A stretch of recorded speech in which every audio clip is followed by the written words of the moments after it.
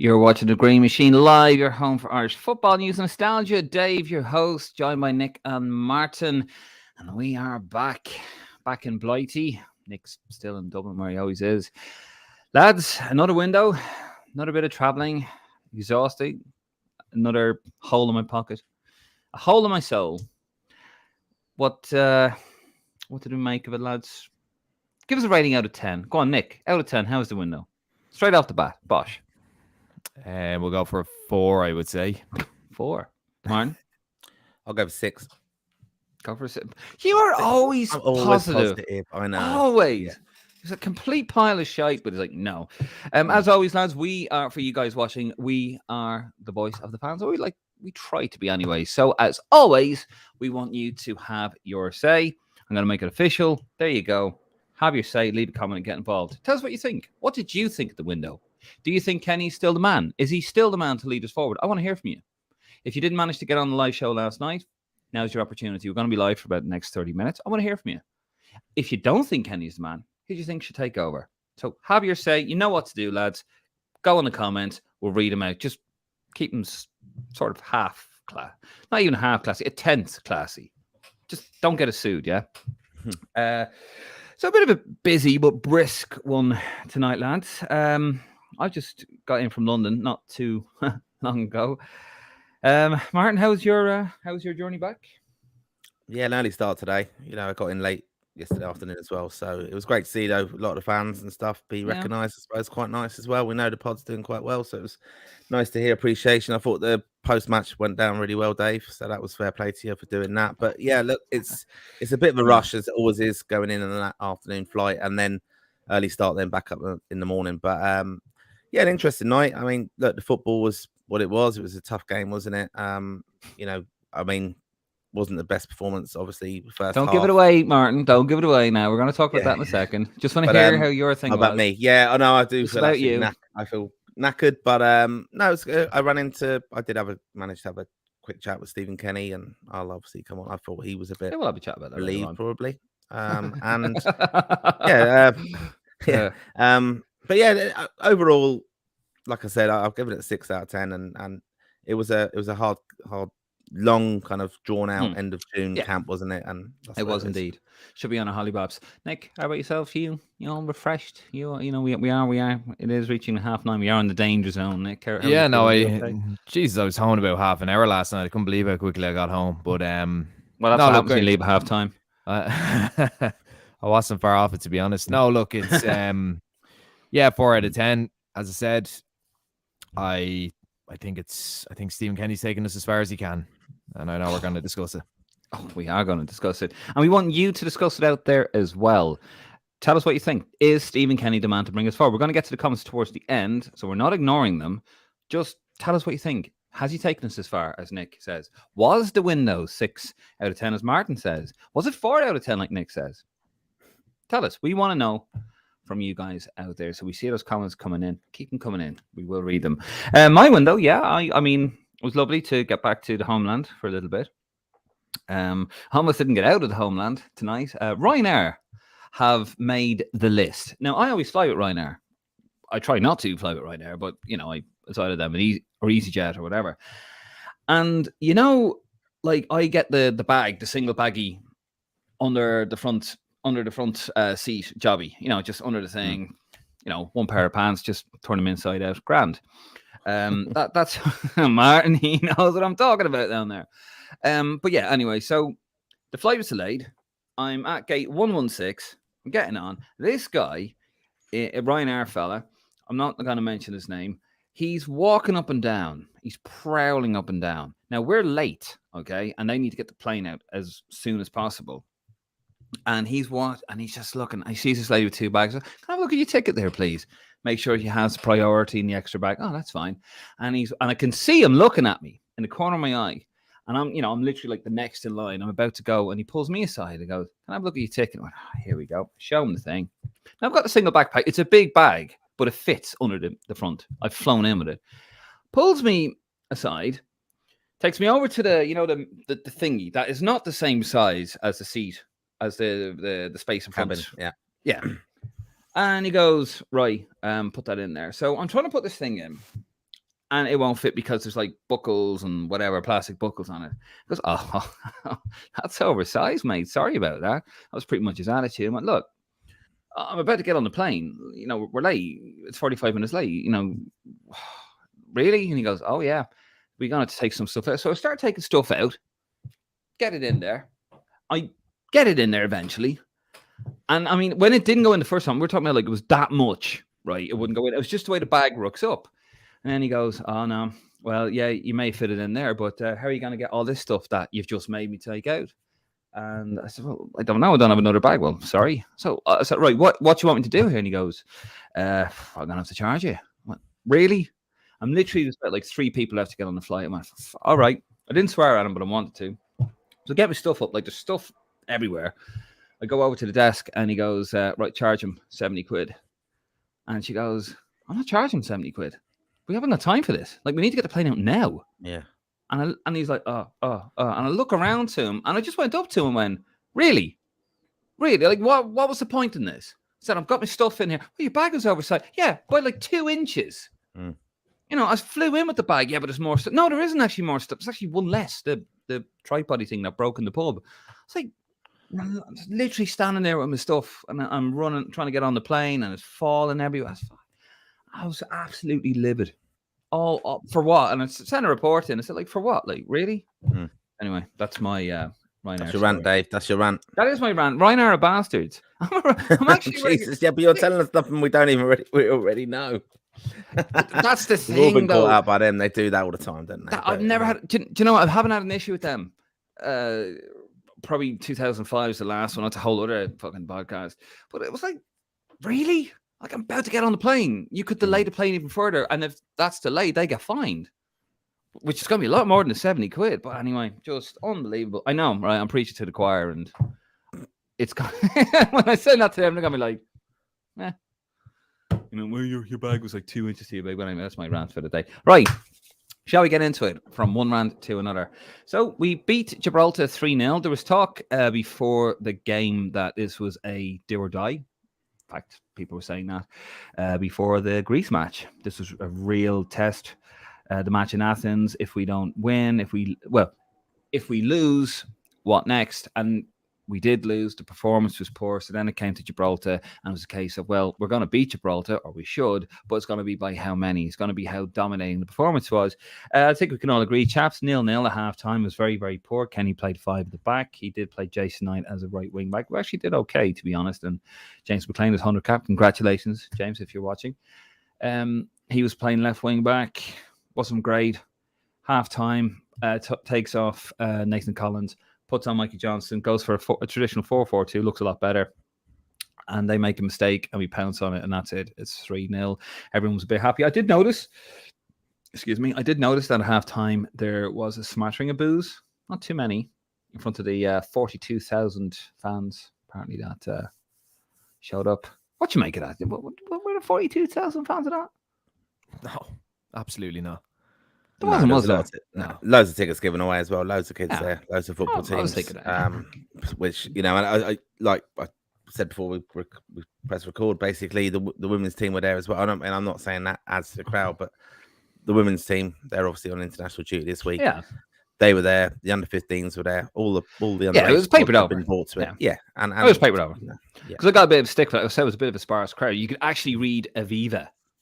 Where I was on the crowd, and they went, 42,000. Come on, maybe 42,000. I'd say a lot of tickets were given away by people who brought them in the package, as you had to do for the Holland game, and gave them to people who had never been to a game before, because they made the money of 42,000, but 42,000 was not there last night. And that's often been the case in the past, though. I mean, it was a game that probably anyone had been to Greece and was pissed off with seeing that might not have gone. But one thing I would say is the amount of people that just come in late is criminal. I mean, I know it's always the case, but that is something the FAI should definitely do, and a drive that you get in there early now, because that has to be promoted to do that. This is so annoying. You miss so much of the game where people they come in, it's their first fucking time going to a game, and they don't even know where they're sitting. They can't read a seat number, and the stewards are football snob Martin Prendergast, eh? No, it's just you don't need that. And then it's but no, I'm on about 25 minutes in. They're doing it. That's wrong. And it's not good for the team either. No, it's not. No, it's very. I mean, you know, bit like my Man United rant. fans. There's your rant, all right. But anyway, the match finished 3-0. It all seemed a little bit better, lads. So I'm going to put the question at Nick. Is that it? Is Kenny safe? Have we turned the corner again? He's safe, but it's a running team, isn't it? I mean, we mentioned this the other night, didn't we? In the preview for Gibraltar, we expected them to win.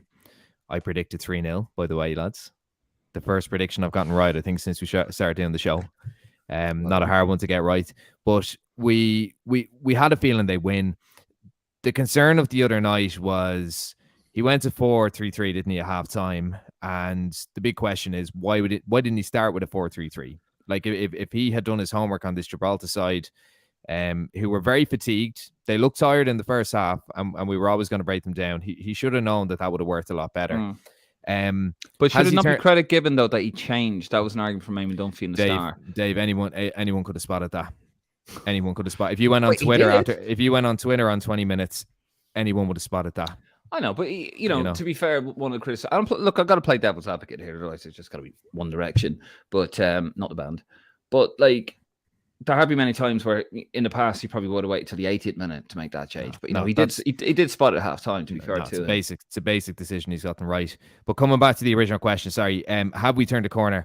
How many times have we been in this position where we've had a really bad performance and then we've come away with a good result? So look at the Azerbaijan draw, followed by the Serbia draw, and a decent performance to come after that. If you look at the Portugal draw, if you look at the Luxembourg win away, if you look at the Armenia loss and then the Scotland win, it's a recurring theme, and it's the inconsistencies of Stephen Kenny that are becoming the big concern. So, it's always doom and gloom when we lose, regardless.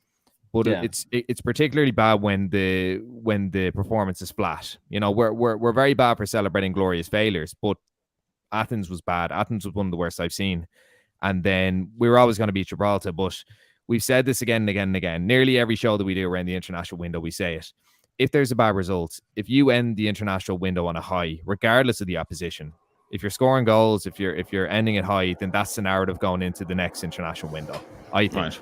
So we were always going to beat Gibraltar. Yes, we had a bit of momentum, but we also have to keep in mind that Gibraltar team had come off a very, very impressive performance by their standards against the French. The exertions against the French were huge, and that was very telling after about 20 minutes against them. Anytime they got the ball, they looked knackered. They were getting dispossessed. Yeah, they're not professionals. They're semi-pros. Yeah. But no, I don't necessarily think we turned a corner. I just think it's the recurring theme of we have a bad result, then we have a good result, and then the narrative switches a bit. So business as usual. Martin, how do you feel about it? Would you agree with Nick there? Business as usual, going on in circles, not turning corners, going in circles. Yeah, it's business as usual now, and he's already, the narrative now is that we're focusing on the two big games that are coming up, and it's all about the French will win the group anyway, and our main competition is getting something off them, and obviously beating the Dutch. That's the way he's setting it up now, and I think the lads, even after the Greece game, I think I said it the other day, Doherty said, we took them 4 points from this camp, basically. Now we got 3, but they were the 3 we fought. I mean, the point wouldn't have been too bad now, looking back at it in reflection against Greece with the poor performance as well. But we didn't get that, and it was a real poor performance.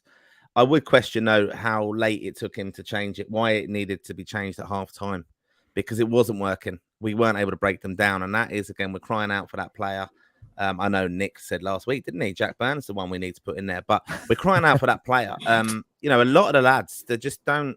I know we're, in the season. I'm not going to give them that, to be honest, but we just don't have. We just didn't play quick enough around the final third to kind of move. We were just moving it from one side to the other, and I would have. All right, he made a change. Fair play to him for that at half time, but I would have actually preferred Nathan Collins to have gone up front for 10 minutes because he didn't need to be at the back as that extra man and just put some long balls up there and try something different and challenge them to that because it was just It was all Jason Knight, wasn't it? That was all it was so obvious that we needed to just drive at Gibraltar because the thing about those teams who play very, very deep, like Gibraltar, the worst thing you can do is knock the ball around them. Because they get set and then they can defend. Yeah. And that's all they did for the first half. We needed to actually drive. And when Mikey Johnson came on at half time, he was able to drive them. They weren't able to get set. And we were having a little bit more joy. Yeah. So, it's tactical inadequacy. you know what? The formation, the shape, and the system was completely wrong for the game. And he has to have that. But lads, here's the thing we keep saying: the change at halftime, he has to have that before the game. He has to. How can you get that wrong? One thing I noticed with the Irish team is there's no aggression. Every top team has aggression. Man City lose the ball, they're aggressive. The great Barcelona team under Pep, at your heels constantly. There was always that aggression. You lose the ball, you get it back. There's no aggression in the Ireland team. There's no drive in the Irish team. There's no purpose, I find. Purpose gives you aggression because you know what you want, you know what you're after, because you've been told what to do. That's aggression. That comes from the manager. That comes from the coaches.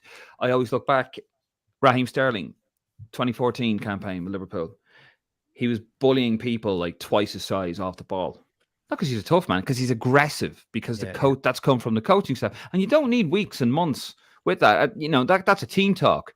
You know, that's brought in from the management. Another thing I noticed as well, you're playing a team like Gibraltar, you got your two best headers of the ball, Nathan Collins and arguably Darragh O'Shea. You know, why not have John Egan at the back, holding the line with Bazuna behind him? You put your two centre forwards in there, because the whole point of playing wing backs is you get men in the box. You flood the box. You just bombard.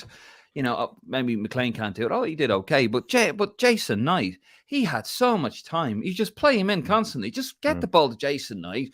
Boom, he goes in, he gets the ball. So when you start covering him, and then you leave space on the left side, well, their right side, then you start playing them to James McLean, and you flood the box. You have John Egan at the back, so if you do break away, you got John Egan can hold them up, then you get your lads back. Yeah, you do it quickly. You do it quickly. Like the big difference like last night. James McLean in the first half kept taking an extra touch and allowing the Gibraltar team to get. They all kept taking extra touches. In the second half. In the second half, obviously the first goal comes from a deflection and a tap in, but the two goals came from McLean whipping the ball in quickly, not taking that extra touch, whipping the ball in quickly, peppering the box, and not letting Gibraltar to get set. And what happens now? Look, they were knackered, Gibraltar, but what happens? We get 2 goals out of it. So, you know, you have to have that sus before the game. You have to have that sus before the game. You know what I noticed as well, and I mentioned it on the post show, was right halfway line is there, and over here, O'Shea, he's got Jason Knight here in oodles of space. There's no one on him. So instead of just playing the ball into him, to, you know, get it gone, he passes it to Egan, and then Egan has a look around and he passes it to Knight. Then he goes to run, and then all of a sudden he's being bombarded. I kept seeing that all night. It's like he's on. He's on. Just play him in. That's where it's going. It's going to him anyway. They definitely overplayed last night. The way they switched it, 100%. it was just so, because it's not natural. I mean, and ironically, the Greeks did it to us the other night really quick. And Kenny said we couldn't cope with them doing it. And yet we were so slow doing it. And that's the thing. You have to keep your wide wing backs really wide, and then they're delivering it. And even crosses from deep, you know, that should have been it. They always wanted to go like in the corner and deliver it.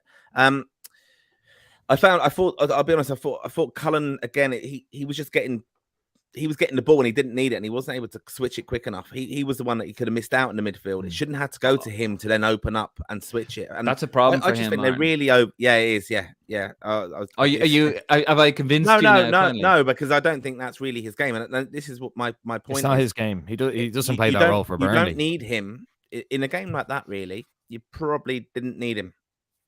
Now, you know, because you don't need a whole midfield having someone. You don't need that. No. So that's where he's got it wrong. He should have gone with 4 from the start, or if he wanted to go at the back.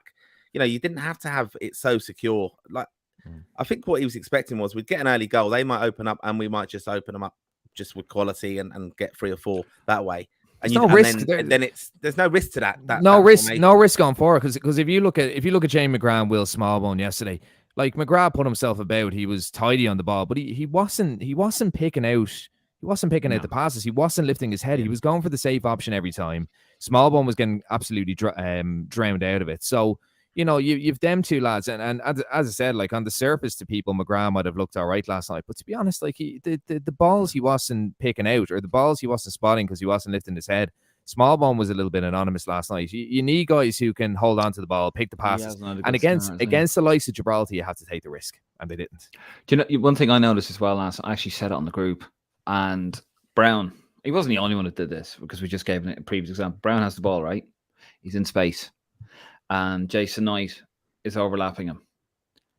But there's a man up his arse, right? Not literally, but there's a man on him, okay? He's in this space. So Brown's here, loads of space. He's on the edge of the box. Just cross it in, just whip it in. Yeah. Instead, Knight's here. He's got a marker on him. That's actually the guy that should be marking Brown, but he's lost him. You know, because it's Gibraltar. Yeah. Following him, he's got loads of space. What does he do? He plays a Knight. I'm like, just but they're just limited. cross it. Yeah, They're overplaying. They're midfielders overplaying. are because limited. they're told to- Yeah. And Is that, lads? Is that instruction though? Is that down to the? Like, I honestly, like, I know I give out about Jamie McGrath, but look, he's a tidy player. I've seen him pick out passes. Is that down to the manager being overcautious and saying we need to overplay, we need to maybe shift the defenders out of position, or is that a case of the players not actually having the ability to pick out those passes? I think it's a combination. Or a combination. Yeah. Because combination. I'm sitting there watching it, and I'm you know, and it drives me mad when I'm watching football, when I watch it on TV. Now maybe it's different when you're watching it from that angle than when you're actually on the pitch. So I will give him that. I'm like, just play him in, and he doesn't. He fast about it, and you go, Jesus! Like some of them, they are so poor. They do not have any vision, or they very poor vision on the pitch. And then you have, I think, a little bit of Kenny going. Like for example, John, you know, Darragh O'Shea, he's got the man over here. But I'm going to play to this guy and over. That's coaching. That's instruction. And that's doing what the manager wants. Yeah. And that's him not having the nous and the confidence to go, you know, I'm just going to play this guy. What's the coach going to say? No, you know, pass it to him and around. No, it's going to him. There's loads of room on him. If I pass it to him, they go, oh, we know where this is going. And then the chance is gone. The space is gone. It's all about triangles. It's all about space and time. And sometimes a little quick through ball, just like that, just cut out the middleman sometimes. I think get those extra couple of seconds. I think when Johnson came in, we put more balls into play quicker around the edge of their box. I think that's what he brought to it. And even Troy Parrott, I actually think it really showed up how ineffective against a deep lying team Obafemi was. He's not good enough at that, holding up the ball and looking after it. And he wasn't really on it. I mean, he got injured, didn't he? But I don't even know how he got injured. One thing I'd say about that is they didn't realize how that he was injured and struggling for about 4 or 5 minutes. They didn't have anyone warm up. And I don't know what he was doing out there, but he was like hobbling around and stuff. He took a shot. That's how he injured. I was watching him and he pulled up and I went, he's injured. And then, yeah, you're right, 5 or 6 minutes. He probably got him to... ages. Yeah, 5 or 6 minutes. But like he's very limited. He's where he's going to be really important for us is when a team is attacking us and it's a counter attack. It's that. Yeah. If you think back to Glasgow when we had the breakaway with him and Troy Parrott, I think it was that. Was it? I think he was on the pitch that time. But that's or even if it wasn't, it's that type of play when you break away at pace and you're running at you. He did get away a few times, but it kind of got out of his feet and away from him. But what I would say again, though, just on the forwards, I mean, I thought that game, I would have liked to see Parrott. I think Parrott can play in that role behind the forwards and be a bit clever and creative. I would have liked to have seen that. But I will say, 18 years old, he's completely the real deal. Evan Ferguson, I thought he was brilliant how he got into the game. Very unselfish as well and worked really, really hard. I mean, the goal is brilliant. The header, it's a fantastic finish. And he was very unlucky not to get another one then. And I thought he was very, very good, to be fair. He's a shining light. I mean, and quickly, we're going to get into the comments because we've got a fair few there. So, I mean, he's going to stay on to the end. Well, he's going to stay on at least till September. He's got a contract till March. Very oddly reading in the Star before I got my plane, Eamon Dunphy's all for him. Absolutely all for Stephen Kenny. He really wants Stephen Kenny to stay on. He does make a couple of points, but then you got to remember he's managed 3 years in the job. So very quickly, are we?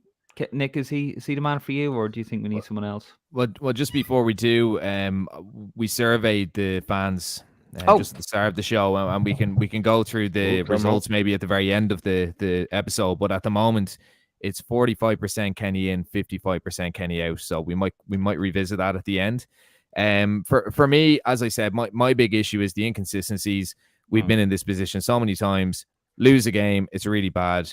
We get a result and it's prolonged. I think he's done I think he's done as much as he can. He's blooded the young lads.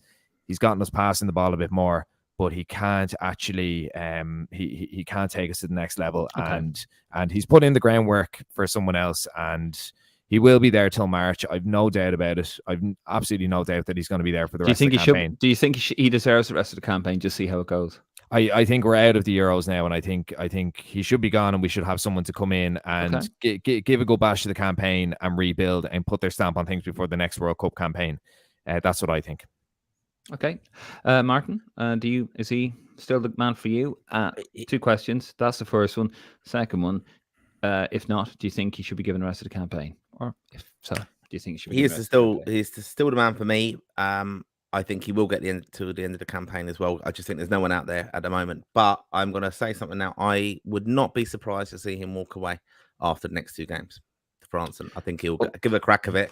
But I think if we don't get results, then he'll go before October. Well, I think he would step aside and let the next person come in and go, right, I failed, bring in someone else and do it early. I just think the body language in him's not right at the moment. I think maybe he's had a hard camp, 3 weeks or whatever together. Can I come in really quickly, just for 2 seconds there? I actually think he might get a result against the French or the Dutch in one of those games, a draw or something like that. And I'm just afraid it'll mask the long term. Like I don't see us going into the next World Cup campaign with Stephen Kenny and being successful, but I can see him getting a couple of nice results between now and the end, and us having the exact same conversation in a couple of years' time during the World Cup qualifiers if he's there. Okay. Well, here's what the table looks like at the moment, and I'm just trying to get it up there. Here you are. France are on top with 12 games. They've won all 4 games that they played. Sorry, 12 points from 4 games. They've won all 4. Greece have played 3. They got 6 points. They're in second. We are in third with 3 points, haven't played 3 games, and the Netherlands are on 3 points as well, having only played 2. So look, here's the thing for me. I think he should be given the rest of the campaign. Just given the rest of the campaign, see what happens. You never know. He might turn it around. I don't think he will. And I think it's an absolute shame. I think he's made too many mistakes. I don't think he's learned. I think he's shown that now the pressure is getting to him a little bit, and I think that's unfortunate. People have turned around and said, well, he's had the easiest ride from any other Ireland manager in recent history. Well, that is because Stephen Kenny was brought in not just to manage the Irish football team. He was brought in to essentially fix Irish football. In a nutshell, that's pretty much what he's had to do. So that's why he was given time by the media, who are now starting to go, well, I don't think this is kind of working now because we seem to be going around in circles. We're making the same mistakes. I think he should be given the rest of the campaign. Just see how it goes out. At the end of the day, it's a very young team anyway. So whoever comes in is going to be, and we've said this before, whoever comes in, I think is going to be a very lucky manager. He'll have Smallbone, who has struggled in the last 2 games, and he has, and I like him, but he has struggled. He's been a bit anonymous. And Malumbi, Knight, Cullen, all those lads. Amabama Delhi, who have we heard a little rumor about him, Nick? Nothing confirmed, just Chinese whispers, I suppose, that Norwich are in talks with AC Milan. The one thing I'd say is Norwich are a very, very stern team when it comes to selling their players to big clubs. Max Aarons is a good example, linked with Bayern Munich and Barcelona, and they couldn't do a deal with Norwich, either of them. So, I don't think it's a guarantee that he'll go to AC Milan, but it does seem that they're in talks. But his profile is high. He's a quality player. He was also missing as well. And so there is some real talent coming through here. But I do think that this team is capable of doing better. If this team had aggression, it would be getting more, it'd be doing a lot better. Our win ratio will be a lot higher. You need aggression. Every good team has aggression. Under Jack, under Mick, they were always aggressive, not dirty, aggressive. And I think that's been lacking. That comes from the management. It's just all these little things. So that's why I don't think it's going to happen for him. But look, we'll see what happens in September. We got France and Paris on the Thursday, I think. And then on Sunday night, which is weird, we have the Dutch at home. Right, we're going to get onto the comments, lads. Cheers for that. Always fascinating. We're going to start with the first one here. And also, we do have that poll, Nick. Please remind me at the end to see, at the moment, 45% Kenny in, 55% Kenny out. I think that's how it works. Here is the first comment. It comes in from Irish Football Retweets. And we won't put it on the screen.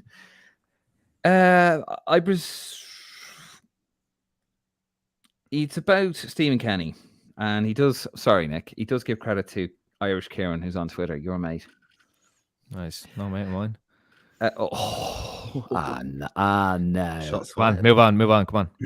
Oh, So anyway, he said the thought was not his original. It was actually the Irish Kieran on Twitter about Vladimir Petrovic, the former Switzerland manager who had great success with them for 8 years. He was on 900,000 euros a year as Switzerland manager. He's 59 years of age. Didn't last long when he went to Bordeaux, and as out of work now, nearly 15 months. He might be looking for another international job, considering his age. He's got tons of international experience, a really, really good record, and also there's no Irish candidate with a good enough CV really to be the Irish international manager. Stephen Kenny supporters have always said, who's there to replace them? Well, Petrovic's record seems to easily surpass Kenny's. Kenny's on 500 grand at the moment a year, apparently. I know there's a difference of 400,000 euros there, but there's a deal to be done with bonuses, match wins, and qualification, that kind of thing. So, by the way, Irish football retweets, thank you very much for that. We do appreciate you're always watching and retweeting your stuff. Nick, what do you think of that? That's an interesting one, Mr. Petrovic. Yeah, no, I've seen some good points over the last few days of people saying let's go for a coach with maybe an older coach with a bit of international experience who plays a modern style of football, and Pekovic could do that. You know, we've come up against him, you know, with the Swiss. And they schooled us a couple of times, really. So yeah, someone like him could be good. Wage would be an issue if he's available. Well, he is available, but whether or not he's willing to take the job, if he wants something kind of in Switzerland or kind of around there, would he be willing to take another international job, or would he want a club job? Because, you know, he was with the Swiss for a long, long time, nearly 10 years. Yeah. So yeah, but a good shout. I think it's that kind of profile. I think will be good. Okay, a bit out of left field. What about yourself, Martin? Quickly, would you have to see someone like Petrovic, someone a bit out of left field? No, quite simple. It's not going to happen. They're not going to go foreign. They're going to go Irish throughout now. They've invested too much. They've invested too much into the coaching structure now, qualifying a lot of our ex-players as well. Might not have the experience yet, but that's what they've invested in, this new strategy. I think if he's going to go, I think it will go to someone high profile, which would be the likes of John O'Shea. Okay, maybe no experience, but John O'Shea would bring a bit of credibility to it a little bit. I think he'd be totally opposite to Stephen Kenny with the media. You know, respected player, ex-player, over 100 caps, what he's won in the game, can put the medals on the table. I think he's obviously going to be a hero to a lot of these young lads as well that he would end up coaching, managing. I think that's the kind of long-term plan, to be honest. Okay. And I think that's what will happen. John O'Shea, eventually. All right. We're going to crack on with the comments. Brennan Keeshan, Kenny has to go. Fair enough. Darrell O'Connor, story lads. Darrell, thank you so much. The legend, the man. He was my cameraman over in Geneva. He was brilliant. Thank you so much for that, Darrell. You're an absolute Geneva. Star. Athens, Greece. Oh, begins with G. It's another trip you're talking about, is it? I was another trip. I did go to Geneva myself, just saying. Michael Cooney. His record has been poor, 5 wins from 23 games. Yeah, it hasn't really been great. John Griffin with a thumbs up. Watching on Facebook as always, John. I hope you're doing well, pal. Darrell O'Connor again. I think we need to switch to a forward at back going forward. Bring the extra man to midfield, maybe a 4-5-1. Our wing backs are brutal, but Kenny in still, or is for me. Kenny in still for me. Darrell is a Kennyite. What you make of that, Nick? I think we need to have the ability to alternate. Throw it up again there, Dave. Sorry. I think we need the ability to alternate between formations, you know, between the 5 at the back when we need to, if it's purposeful, and the 4 at the back. But I mean, you know, he didn't use 4 at the back because he said we didn't have wingers. I think the reason he went with 3 at the back is because Anthony Barry went with that. I think he had a lot of respect for Anthony Barry. I think he was inspired by Anthony Barry, but Anthony Barry wasn't there to follow it through. In terms of the wing backs being brutal, yeah, I mean, look, Matt Doherty's just been hugely inconsistent for Ireland. Seamus Coleman was excellent at wing back against France. I think if Ryan Manning with the potential to come back, it's a big shame Robbie Brady just hasn't come back to full fitness. Danny McNamara can play as a wing back as well. Vessia Bazelle, if he gets a bit of game time next season, can play a wing back as well. So we have lads that can do a job in there, but they haven't necessarily done it for us so far, unfortunately. Okay, that's fair. Were you going to say something, Martin? Yeah, I was going to say something. Yeah, I'm just going to say, like, look, I know I am a fan of O'Dowda. You're not going to be surprised, but I think not because of the O'Dowda situation. Look, he was poor against Greece, of course. I thought Darren Lenihan was very poor as well. But I just think he's got it wrong with his team selection there. Like I don't understand how even we said it in the Greece game. You know, even playing Doherty. Look, Jason Knight played against France, and why have you not given him the opportunity there? Like, what have you seen in Lenihan that he's now O'Shea was good enough to come in for him in this game and play quite well last night? What was it about McLean that you were you going into this camp and going, he's going to get his 100 cap in this? And he kind of made a rod for his own back with the McLean thing last night, that he was never going to be able to sub him really unless McLean scored and was going to go after a standing ovation. If McLean had been horrific, I thought McLean was excellent last night. He was. He brought the energy. One of his better games. Yeah, I thought, and he was so desperate to score and really unlucky. But I thought he was fantastically creative again last night. I like McLean as a left wing back, because he's just a battering ram, and your wing backs should be battering rams. Your job is to run like Forrest Gump down the wing and get the ball in. That's your job. Just give it to me. I'm going to run down this way. You've got the ball. You look up. You're going to hit it in this direction because you know I'm going to be there, because that's what you do in training. I'm going to run here. You're going to hit it without even looking up because you know I'm going to be there 9 times out of 10. That's what your wing back does. That's what makes you successful, which is what we don't do. One thing I would say though, I don't think it's the most harmonious camp now, and you're going to piss people off in the squad if you are not picking them and playing them. I think it was telling. I think I said from the Greece game that Obafemi didn't do the press conference after he'd been picked, not been picked, and yet he was just supposed to do that. That's not fantastic, and I think he probably has that in him, Obafemi. I can't imagine O'Dowd is very impressed with how he was kind of the scapegoat for. All right, he played poor, but he was kind of the scapegoat, and he's dropped against a weaker team. Right. Okay, that's fine. Okay, yeah, that's fine. We can have that. God, you always have to try and defend them, don't you? But no, I'm just saying. I just think kills you. I think he even bringing on Jeff Hendrick. I think I just don't understand what that was about. When Mark Sykes has been with you for three weeks in the camp, why not bring someone on like that? He does strike me as somebody who wants to keep he's probably. Do you know what I think it is, lads? I think he's quite worried, and he's quite aware of the fact that I'm a League of Ireland manager, and I've never managed in the Premier League. I've only managed Dunfermline up in the SPL. And these guys will look down on the League of Ireland, so he's trying to keep them on side. I think that's what he's trying to do. I think he's trying to keep the senior players on side. Maybe, but that's my opinion. I just think he can. I'm not saying it's right. I don't think so. I think he just thought that was the right change, and it wasn't. Liam Scales as well. Like, we've never seen him play for Ireland, and he probably should have been given a run. Yeah. Well, goes back to November. They're not going to be happy. Yeah, exactly. It does. That's the thing. They're not going to be happy. Here's the thing, right? If you're a player on the fringe, right, and you're going to accept, right, I'm going to play against France. Okay, I'm probably not going to play in this qualifier, that qualifier. But when you are not selected, and I'm going back to November, imagine you're a fringe player. You're not selected to go in that camp. You go to the camp, you don't get game time. That's going to piss you off, because you're like, well, what's the point? I'm not going to get a chance to prove myself. The other thing I say to that, though, Dave, is did they do enough in the camp? Like, did Mark Sykes do enough in the camp? So it's all well and good them going away, but them getting called up also means that they have to cash you out of the manager. So maybe they didn't. Mark Sykes had a nice little purple patch earlier in the year, but I wouldn't necessarily fancy him. I hear you on that one, but they must be really bad. I'm sorry, Martin, I have to go after him again. But if you're playing Calma Dowda as a right wing back, you cannot play System him as a right wing back. Because that's doesn't bomb forward. Trying to do that. But that's what he was trying to do and create, wasn't it, from the Malta game? And he saw something there, and against Malta, and judged it on that. I mean, the same thing. This is what I'm saying about Kenny. The inconsistencies of his team selection is a concern to me, because Lenihan's a weird one, right? When you've gone O'Shea for a long time, and that was strange. Even Smallbone wasn't good enough. Man of the match performance in his debut wasn't good enough to start against France, yet starts in a real high-profile game away to Greece, where you can probably be a bit more, tighter there. You don't have to be as creative if that was the idea of having him in there for that reason. Like him as a right wing back, by the way. I want to see him against better opposition. I'd like to give him a go as a right wing back. I think against France in Paris, give him a go as a right wing back. If it doesn't work out, then move to 4.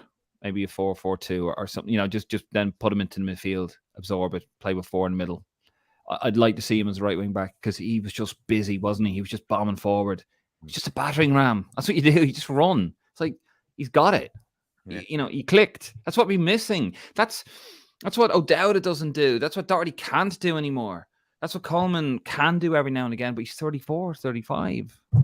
Anyway, lads, we're going to move on the comments here. Paul Culleton, great show, lads. Thanks for all the episodes over the international break. Congratulations on rising up the podcasting ranks. And what is he talking about there, Nick? Rising up the podcasting ranks? Yeah, number 5 in Ireland, so an Number all-time high 5. for us, which is excellent. Yeah, 5. Number 5 in Ireland. I think 9th or 8th was our highest position. Now we're number 5, and that's down to you, lovely, lovely people out there. Says thank you very much, and we do mean it. Actually, without your support, we'd absolutely be nothing here. Well, they would. I wouldn't. Great. Yeah, and the international break, we had loads of shows. We had loads of content. We were out there on the street. All the fans running up to me and asking me what I'm doing. What are you doing? But anyway, it's great crack.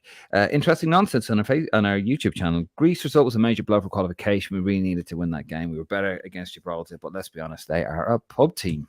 they were knackered. They were knackered. They were awful, lads. They were really, really poor. They offered really poor. Absolutely. Michael Cooney, 3 years we haven't improved. We've been eliminated from every competition after 2 games every time. But it's true. It's the same as the Nations League. Same as the Nations League. Like, we've had 2 Nations League campaigns that have been an absolute disaster. Someone's been reading Philip Quinn there with that. You Philip Quinn in the sky, is it? Shambolic. Forgot the shambolic. Shambolic. Nuri Nuk. Damning stat. Only twice has Gibraltar not being behind at halftime. 2019 versus Ireland and 2023 versus Ireland. That's very true. I did see that. And that's 2019. That was against. That was the one in Gibraltar, wasn't it? Which, if it wasn't for a top Randolph save, we actually would have lost that. Yeah. Just saying. Jack over on YouTube. 4 out of 10. Sorry, 4 out of 10. I don't know what that was. 4 out of 10. That's his rating on the window. 135 minutes of turnable football, followed by 45 minutes of a decent performance, which realistically consisted of a scrappy goal and 2 headers. To lose against Greece was a huge blow. 100%. Sometimes that's what you need, though, Jack. You'd need that bit of luck. And to be fair, Kenny does deserve a bit of luck. But yeah, like, it didn't come from a great move. It was just scrappy defending. New York, again, had always supported Bosman Steele. But after these 2 results, I fear it's like the former Taoiseach, the end of Kenny. Oh, I like that. Oh, I do like that, actually. Paul Culleton. Kenny definitely deserves credit for getting Mikey Johnson to play for us. He's going to be a big player for us over the next decade, where he's starting or coming off the bench always makes an impact. Yeah, he's always busy, isn't he? He's an old school left winger, always busy. Kieran Boyle, how you doing, Kieran? Over in Florida, always watches us. Another lost campaign. Over already, very little to be hopeful or positive about, not just with Kenny, but the squad in general. The change should be made now before September. Nobody believes we'll make a playoff. So let's move on. Don't know who, but not Kenny. While we're cleaning house, get that Castori shite out of there. Back daddy, that's good. Look good, play good. Yeah. God bless you. God bless you, Kieran. Love you. Michael Kenny, who would want the job at the minute? I think more people will want the job than people think. If you think of managers, they always want to be in the job, don't they? It's literally job to job, and they're dying for employment. The Irish job will be very attractive, would be, and it's who we can afford rather than who will want it. I mean, the top managers won't want it. They'll want club jobs, but I think a manager, I think a manager with international experience. Maybe a manager who's been on the circuit in the UK, someone like, I don't want him, but someone like Steve Bruce, someone like Sam Allardyce, I think they jump at the Ireland job. Oh yeah. I wouldn't have them. But I think someone like that they'd find it very attractive. So managers would want it. You would not want to have Steve Bruce? I don't think so. No, no, not for me. No, not for me. Interesting and interesting nonsense. Stephen used to be predominantly a 4-3-3 man. Bizarrely, he started with 3 centre-backs against Gibraltar. He's regressed and got more cautious as he's come under pressure and scrutiny. That's a fair point, and I think that's what happened in November. And I know we keep going on about November, but I think, you and I were talking about it, Nick. He was under pressure to get a result, so we picked his most senior squad against Malta. Or his most senior team he could against Malta, and it actually backfired because there were lads that didn't want to get injured because it was before a World Cup. And it wasn't sanctioned by UEFA, so I'd imagine those players were under severe, they were getting the finger. Yeah. Not the middle finger, the other finger. Well, Vinny Perth alluded to that, didn't he, this morning? He said the second half of the game yesterday was the first time he's looked to Stephen Kenny and said, this is your team and this is your style. But, as a manager, you have to make that call sooner. You have to. absolutely. Kieran Ball. Tony Galvin at 66 still has a bastard of a left foot. Give it Tony. Archduke 8199. We beat Gibraltar 3-0. People are doing the bleeding Mexican way. Mother of Jesus. Yeah, I did not get involved in that nonsense. Reporter. See? Reporter. Jesus. No, I mean, look, that's the crowd who were there last night. That sums up the crowd. They weren't really footballing. They weren't really footballing people. That was kids wanting to have a good night out and stuff. And well, they came to the wrong place, didn't they? Well, the singing section didn't do it for ages. It took them a while to get into it, and maybe the hardcores, the ultras, they wouldn't do it for a while. It took them a while to get into it. Let's be honest, though, right? I'm not sticking a boot in here to Stephen Kennedy, the boys in green. But what was there in the first half to get motivated about? It was lackluster.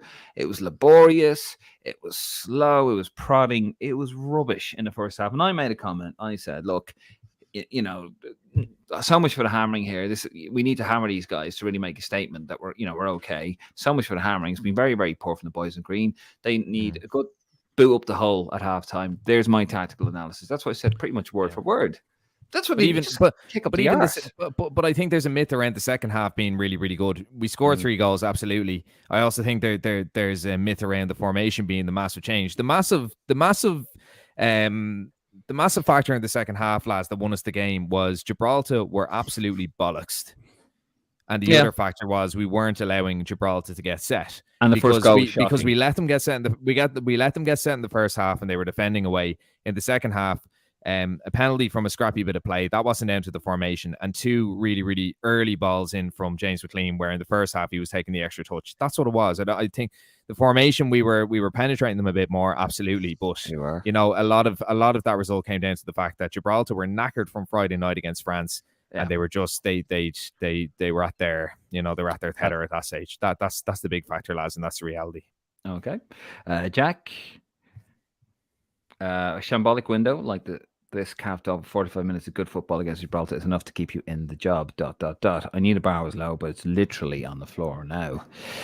I don't think it's enough to keep him in the job, to be honest with you. But I think it is, though. I actually think it is.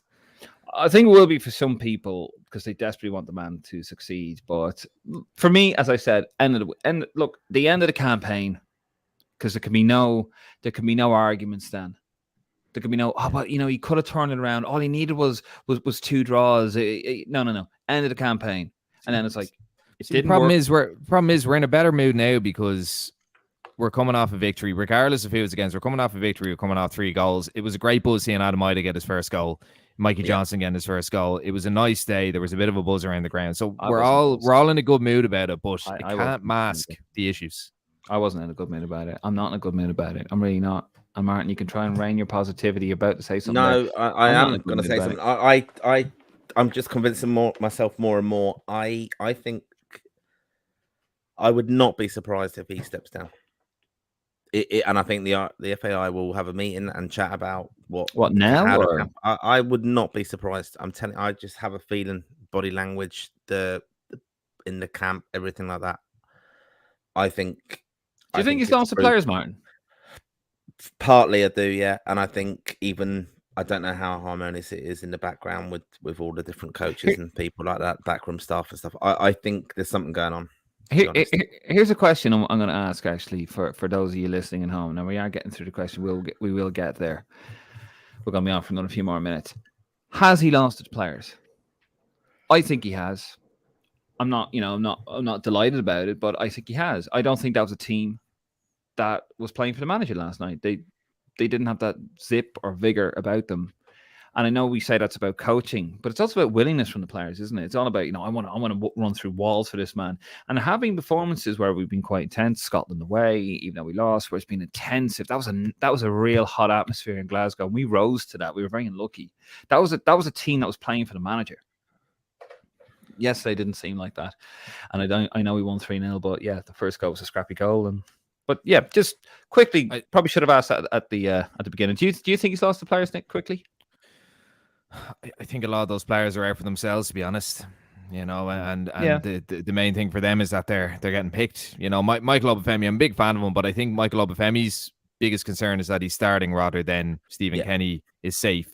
Now there are guys. I think James McLean, to be fair to him, is very loyal to Kenny. There's a history there, going back to the start of his career. Seamus Coleman, I think, would be very disciplined and loyal to any manager he plays for. Yeah. So I don't know. I think some of them will be playing from. I'd say some of them, like any footballer, will be playing for any team, are kind of out for themselves. To be honest, so I don't know. You'd have to kind of see it. Martin, you see more of the dynamics of the team because I suppose you stay in the hotel with them. But from my point of view, as I said, I think with any footballer, that's the reality of their loyalty to managers. Yeah. They're used to managers getting sacked all the time, and I don't think Stephen Kenny is the best manager that a lot of them have played for, to be honest. Okay, I think that's a valid point, Nick. You said they're used to this. This is, look at the squad we've got and the managerial upheaval with in football. They're not used to.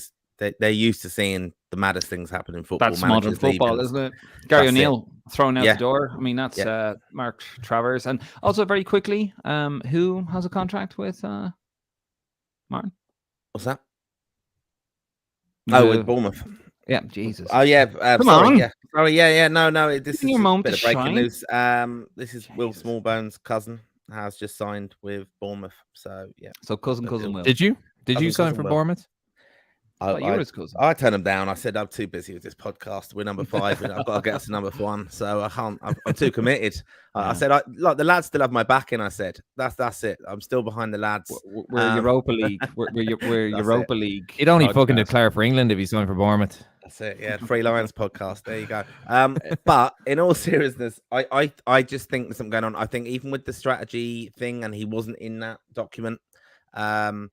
And he talked about him and stuff, the contract up at end of October and stuff. I just think there's been so much upheaval for him, and I think the body language isn't there. And I think some of the lads, as you said, are very loyal to him, but I don't think it's the most harmonious camp. And I think the FAI, if they have someone up their sleeve, I think they will be tempted to make the move. And I think that's the thing. And one of the things why, just the other thing, is it could all tie in commercially because they need to get a sponsor in. And be honest, who's going to really want to be associated with a Stephen Kenny team at the moment when they're not going to struggle? I don't think that particular side is fair because you still sold like record numbers of season tickets, so I don't think that's totally fair, Martin. I think if there's anything to do with, I think a lot of that's sorry, Dave, to cut across you. I think a lot of that has to do with COVID as well. We've seen it with a lot of clubs in Ireland as well, like memberships and season tickets. They've gone way up since COVID because people were starved of live football.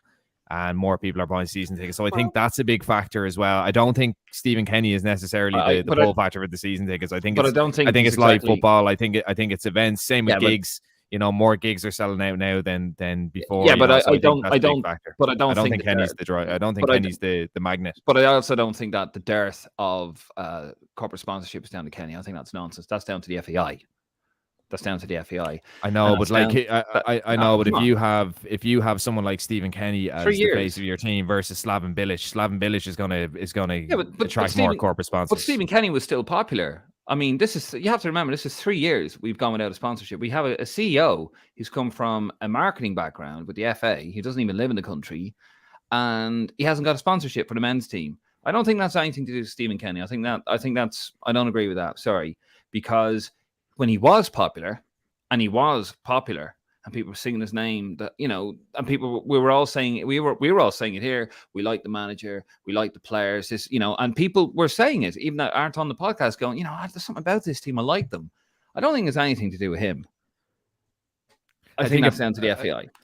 I think it's partly well. The thing you have to realize as well is the FAI are very, very rigorously washing their hands at the moment, and that's going to take years. But as I said, if you have Kenny versus, as I said, someone like Slaven Bilic who would attract sponsorship and would attract attention and would attract different opportunities like that. I mean, it's chalk and cheese really. So I don't think he's the main factor, but he is a factor within it. But I don't think he's main. I think that's the FAI. No, but I just come on this. I think if John O'Shea was the Ireland manager now, commercially, you're pushing John O'Shea more than you are Stephen Kenny.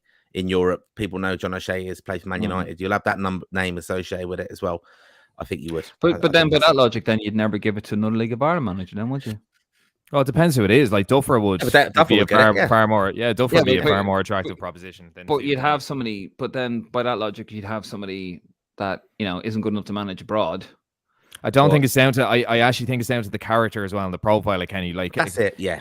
He is a League of Ireland man. He goes to Ireland games, isn't it, Nick? And he's seen there and he's seen in Tala and stuff, and that's amazing. Yeah. But it's like Brian Kerr again, really. Like who knew him really, and who knew what he was doing. The profile has turned into Brian Kerr 2.0. It has that. It has. Yeah. But look at Duffer. Look at Duffer's charisma versus Kenny's chalk and cheese. I mean, to be that is one thing though that has driven me nuts. When Duff will have that media training from his playing days, he won't have that from management day. He won't have that Shamrock Rovers. Sorry, not Shamrock Rovers, Shelburne, but he has that from his Premier League days and has continued through. And Stephen Kenny, I don't know why somebody didn't get him some media training. I really, really don't. But anyway, we're going to move it on. We're running out of time. Interesting nonsense. Mikey Johnson changed the game. He was so energetic when he came on. Honourable mentions for Knight and McLean, who were both decent. Mikey Johnson, that's the man who's playing for the manager. Darren Sweeney, after listening to Kenny, that is, deluded comments last night, just now it's justified sacking. He has no reason to be there unless he volunteering. Even so, I would still race him home. Yeah. I would still race home. Has there been a worse manager? I can't remember. I would still argue Steve Staunton was a worse manager because he had good players. Yeah, Staunton was worse. 100%. He was worse. 5-2 Cyprus and scraping a 2-1 against San Marino. Definitely worse. Texas Longhorn Estepona. Wow, say that 4 times backwards. Guys, let's ask ourselves why so many good coaches have left during Stephen Kenny time. Because they don't agree with his tactics. No, they've been given better opportunities. I think that's all it is. Yeah, I mean, not Chelsea. Belgium come knocking, world number 1 team at the time. You can't compete with that. You can't compete with that. Barry had an opportunity to go to a World Cup. John Eustace had a management opportunity. Munich now, isn't he? He's Munich now, yeah. But go to a World Cup. Eustace is a manager now. Damien Duff, look, we don't fully know, but I'd say there's a number of factors there. There's a few little rumours going around on that one. Kieran Conway, lads, no point talking about last night. It's like as if Leitrim entered a team in UEFA. You stole that from Eamon Dunphy, Kieran, because I read that too. The issue is Kenny can't communicate effectively. There's no passion, aggression, or aggressive attitude. Can you imagine dressing room team talk? He'd find it hard to motivate a spider in the web. We have said it about the aggression. Now, I have seen Stephen lose the rag on press conferences, on the Zoom calls, and we saw it there. When he gets motivated, he is quite inspirational. But yeah, I get what you're saying about the aggressive tactic. We've spoken about that as well. But as the lad said as well, he doesn't have any media training, so I don't know. Stephen Ring on YouTube. I know Nick mightn't agree with me, but I think the last 2 games have shown how important Ogbenny is to the team. He runs defenders ragged, chases for every loose ball, and just gives the crowd a lift. He does. I agree. Yeah, now we said against France that Ogbenny's purpose against France was to stretch the defense and hold the ball up, and he did that very well. If you go to a 4-3-3, that's where Ogbenny can be very, very effective. So no, I think he's an important player. I don't think Ogbenny's end product is fantastic. I really, really don't. However, if you switch the formation up, if you go with a different approach, it might lend Ogbenny better to that kind of system. Okay. Are you going to say something there, Marley? I was just going to say that I think, you said earlier that Stephen Kenny isn't a very lucky manager. I think it's actually been quite very lucky finding Ogbenny and even Mikey Johnson and having Evan Ferguson come through at this time, because without them, they have scored vital goals for us and they've had influential moments in games when they've come on and played. Fair enough. Blue and Gold on YouTube. Lads, Kenny's a poor manager at this level. A lot of players not playing every week or at a poor level. What are you trying to say, Blue and Gold? I'm joking. If not Kenny, who is available? FAI's. I think we touched on a few names. Slaven Bilic could be an idea. That lad, the Switzerland manager, what was his name? Pekovic. Karzi's going to be in the running as well. I think there's been so much mentioned. There's someone within the media who knows that the FAI have him in mind. I don't think he's necessarily going to be the next manager, but it's getting pushed a lot from the UK media. And you know yourself, lads, we've seen it so many times. These players, these coaches, these agents, they're all interconnected with the media, and they drip feed stories and they drip feed speculation, and they try and up that kind of hype. Same with transfers. Okay, that's how it's kind of operated. So Karzi will be in the running. He will be in the running. Right, we're going to power through the last few. We've still got a fair few comments, so we're going to power through these guys, unless there's a specific question. Paul Culleton, looks like we won't even get a playoff. Global football last night had a 25% chance to get one tonight with Poland and Bosnia both losing, probably even have less of a chance one after tonight's results. James Murphy, he should be given the rest of the campaign because we beat the lowest ranked team in Europe at home. Yes, he should, James, and get on board. No, I just don't think they have anyone to replace him, and it would cost money, and there's no point in getting rid of him if you don't have anyone lined up. It's that simple. Darren Sweeney, Kenny has fixed nothing seriously. He played 5 at the back, which is not the way forward. Shocking stuff. He's been doing so. Can you explain what he has achieved?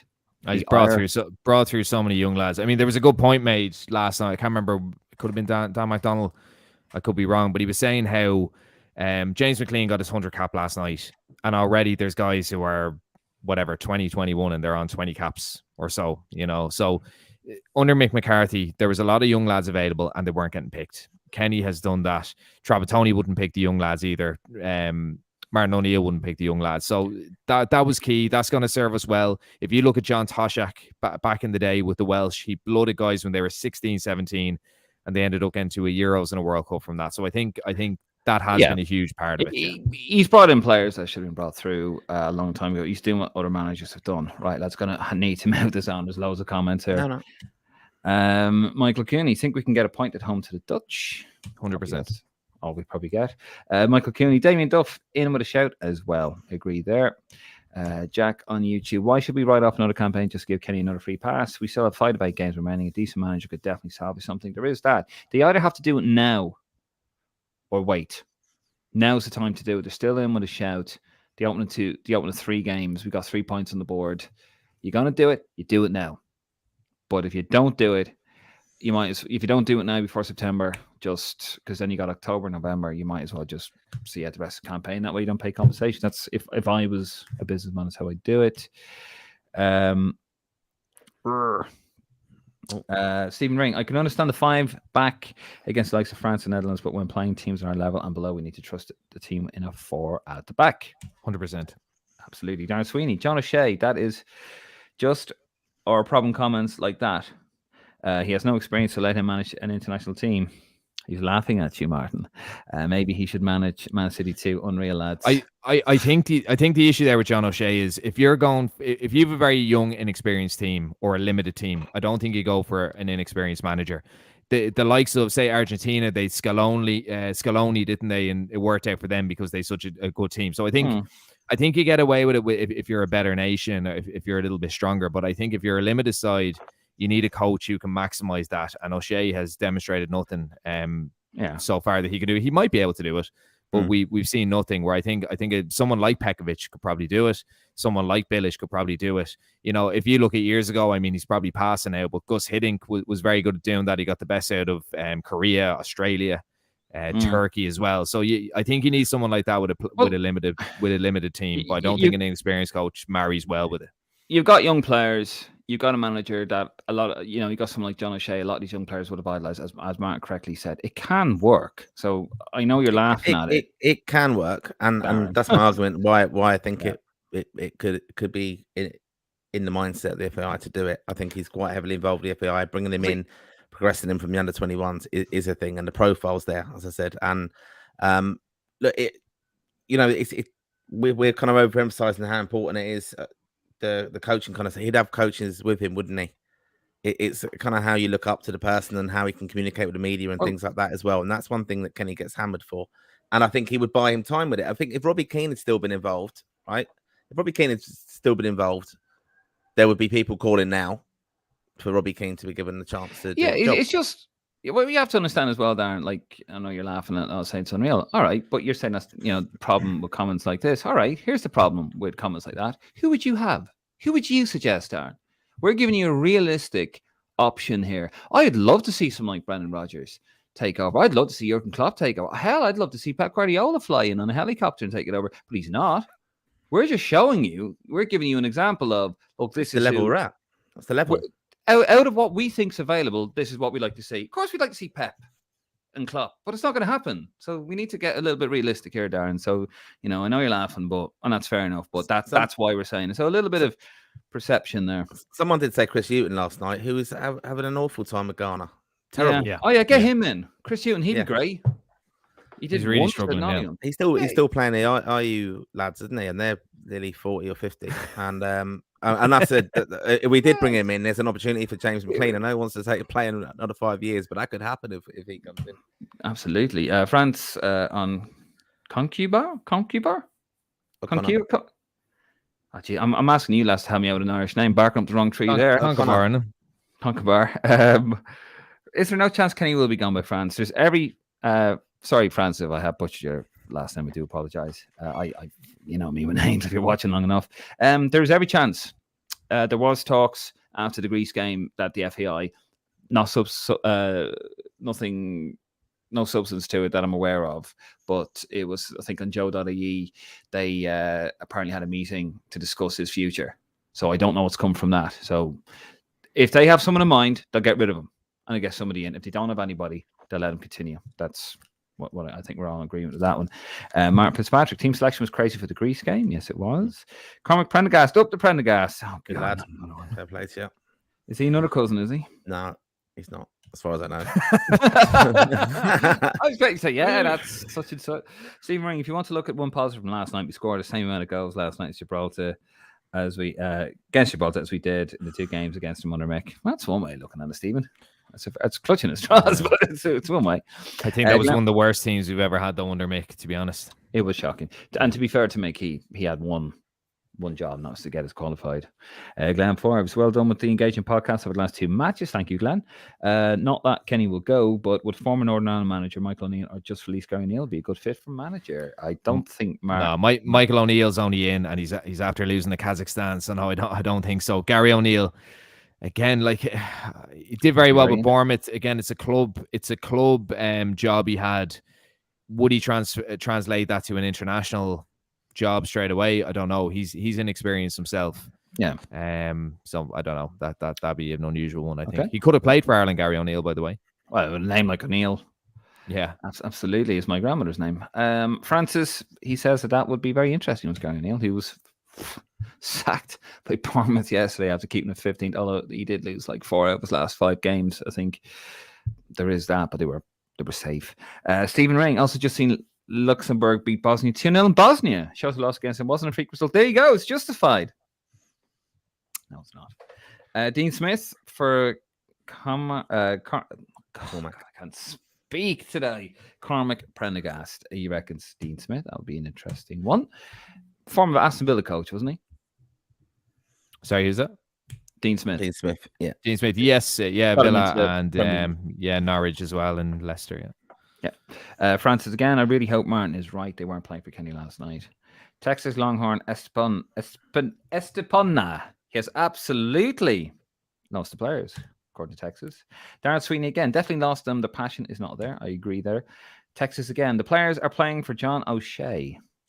They probably will stick around. He might be. Glenn Forbes, would someone from the FA not sit him down and give him some coaching on how to handle press conferences? Maybe they have tried and he's rejected it. I'm with Martin. I think he's partly lost. He probably, knowing Stephen, he probably wouldn't seem like the type of person to go on a media course. No. Would he? Very quickly there, lads. He wouldn't. I don't think. Don't know.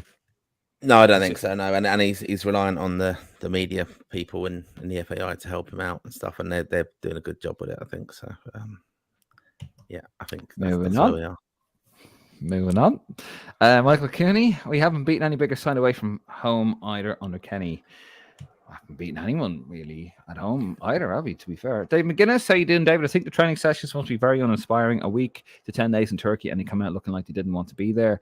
That's a fair point, actually. I really think his philosophy has no respect from the players who don't want to play his way. They struggle with it. That could be mental fatigue as well. Not making excuses, but if you're in a place that you're not really inspired with, look at Roy in Saipan. Lost the rag, didn't he? Your mate, Roy.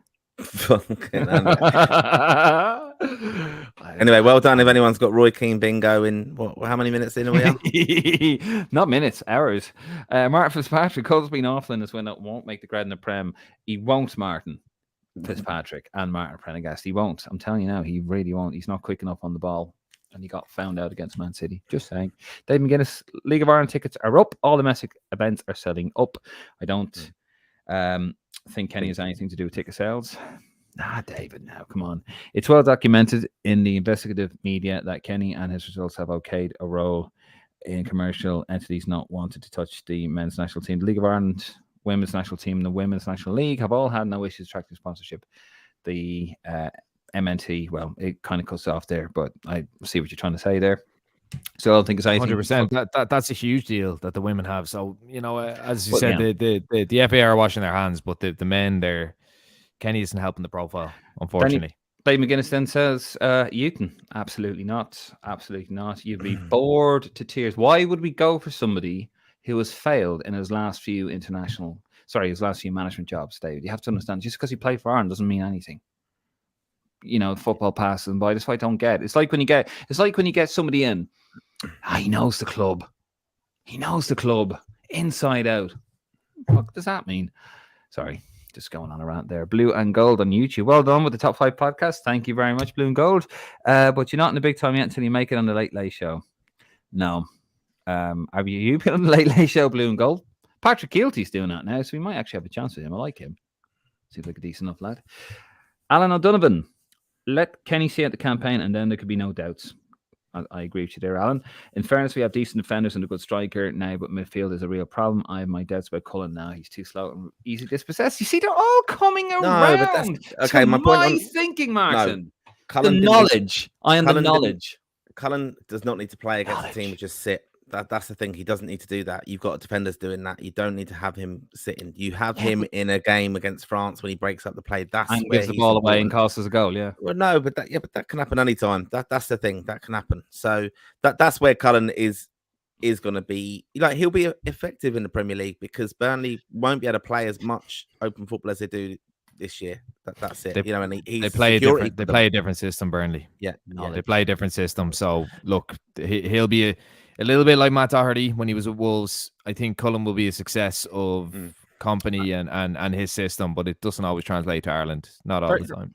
Very quickly, Matt Doherty apparently on his way to Saudi Arabia, joining his old teammate Ruben Neves. 26-year-old Cullen. Did he play with Ruben Neves when he was at Wolves?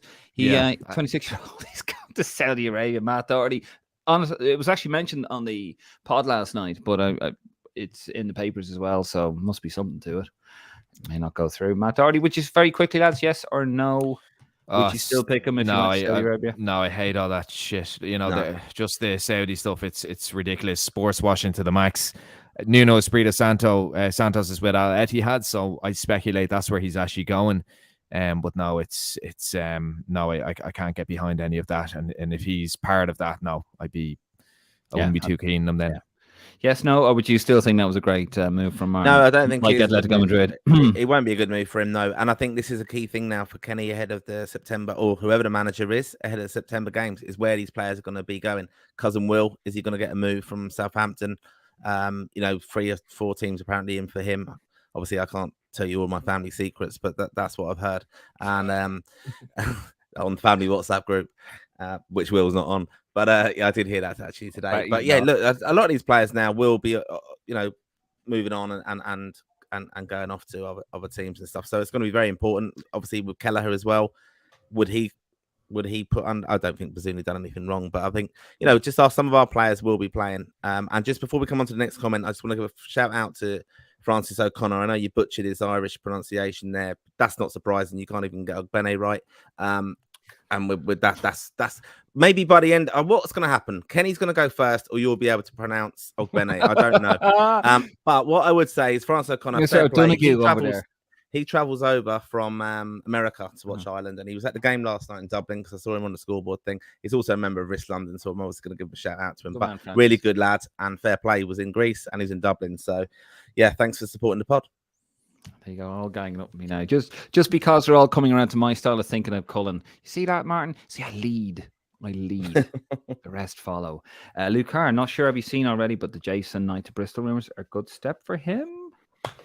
Look, that's the kind of move he's going to get. That's the kind of move he's going to get. I don't think he's going to get. He's not going to get a Premier League game or a Premier League move. We said it again and again. There's better midfielders out there that they can sign of higher profile and better quality. He's an excellent player now, but yeah, that's the kind of move he'll get. Bristol City, I've seen Birmingham City linked as well. John Eustace is there, isn't he? So yeah, it'll be a club like that. Yeah. Fair. Darren Sweeney, thumbs up. Good man, Darren. I think he's agreeing with me there. Even if he's not, now he is. Dave McGuinness, you're absolutely right, Dave. Another one. Thank you, David. Do it now, and you've half a chance of salvaging something. However, regardless of that, our seeding/coefficient is taking a pounding under Kenny, and that has to be stopped. Someone said this to me about the seedings earlier today, and I'm not bothered by the seedings, to be fair. Anytime we've ever been top seeds, Euro 96 qualifier and Euro 2004 qualifiers, we've always done terribly. When we seem to be, the lower down we are, the better we seem to do. I don't think the seedings really matter. Not really. They do. They do matter. I don't think so. It's look at the draw at the end of the day, but the lower you are, the better opposition you're going to get, regardless. It's never done us any harm. Although saying that, Portugal, the Nations Holland. League, the structure of that now, we go down a group in that, we could get in through that kind of route, the backup kind of thing through that, because we're one of the crappest teams, and they want 2 or 3 crap teams there out these Euros. So in future ones, and that's the thing. Like, you get a lot of bites of the cherry with this now. It's pretty harder to not qualify. Irish. That's what we do. Dave Walsh, realistically, we ain't got the money to pay him off and hire a new manager. More chance of Kenny stepping away from FAI, sacking him, and ain't a chance of Kenny doing that, of walking away. I don't know. Martin disagrees. I think September, if we lose both games and we're completely out of it, I think Kenny might fall on the sword a little bit and go with dignity. I'd like to see that then, because then, I mean, look, I want it to work out for him, and if it does, fantastic, great, brilliant. I don't think it will, but I'd like to see him go on a sword. I don't want to see him acrimoniously thrown out by the FAI or anything like that, because I still think there's a role to play for Stephen Kenny, and if he walks away and it's with honour and it's not because he's been pushed or there's anything bad there, then there's still a chance for him to be involved in the game somewhat. I think international level. No, you have to cut loose. There's other people out there that can do the job. I think I don't see the benefit of clinging on. I know people will come back to the Brian Kerr argument. Brian Kerr won 2 European Championships. He got to a World Cup semi-final. You know, there was legitimacy for keeping him involved there. With Kenny, I don't see the point on clinging on when you can get someone else in. Okay, I personally don't think there's anyone else there in Ireland that's available that will actually do it. For people all over the world that could do it. Yeah, but are they going to be able to afford them? Are they able to go? Are they going to be willing to come here? Are they going to understand the nuances of Irish football? Probably. We've always gotten decent directors of football in. You know, Wim Cooperman did a decent job. Yeah, Wim Cooperman's rude doctor. Yeah, absolutely. You can see it in you can see it in the underage systems, Dave. You can see in the underage systems that all came from Cooperman's and then Doctor. So do you know, absolutely. Do you know who the technical director was when we were winning like championships and all that? Back in the 90s, was it? Yeah, it's Brian Kerr. Yeah, but that's Brian Kerr. Yeah, but I think Stephen Kenny could still do a job there. You have to remember. I don't think so. We're nearly $1 billion. We're €1 billion off. Right now, I don't think we could attract top talent coming into the country because we are now, and it's been quantified. And the FAI can't what evidence is there that Kenny can do that role? Like he did grand with the 21s as a manager, but what evidence is there to say that Kenny can come into a technical director role? I think because the standards are so poor with certain aspects, they're completely on their knees. We're 837 or 873 million euros. So let's call it €1 billion away from having our facilities up to scratch. And that's over. So get him in because he'd be cheap, basically. No, keep him in because he's still doing it. Keep him in there because I think there's a lot of work to be done, and you need somebody in there to set up the basics. Get him in there, sort out the basics, then bring someone else in. What experience does he have of doing that? He's doing it right now. He's doing it right now. Our underage teams are doing well, aren't they? Well, they're doing. He's been in it for the last 3 years. They're doing okay now, but I mean, they're listen. They got to. They're getting to elite rounds of tournaments. So he has been doing it for 3 years. You have to remember that. Yeah, but I don't think that's all. I don't think that's all down to him though. A lot of that is the work Rude Doctor. No, the work that Rude Doctor did is still being seen now. You know, it is even in the coaching courses, the whole lot. That's all Rude Doctor's groundwork. I don't think that's remotely down to Stephen Kenny, any of that. You think you'd be? I actually think it's wrong to credit him and not credit Rude Doctor. Well, it's all progression. And all Tom Moe, progression. the likes of Tom Moe and Colin O'Brien, lads like that, they played a pivotal role, and they were there long before Kenny. I think the structure's been in place. Even like I remember Paki Bonner doing a presentation on the strategy ages like 10 or 15 years ago. Probably He still took got it over Brian somewhere. Kerr as technical director. And then was bombed out. So by Delaney. yeah, but your mate. And Your mate. I know Paul Rowan's your mate. I forgot that. You leave Paul alone. But Shared a taxi we did on the way out of Athens. Yeah, Beautiful. where were you? But what bar you were in? That's what I was worried about. That's the lad who took you in there, was it? Anyway, prepare him out of this. The quiet man. But himself.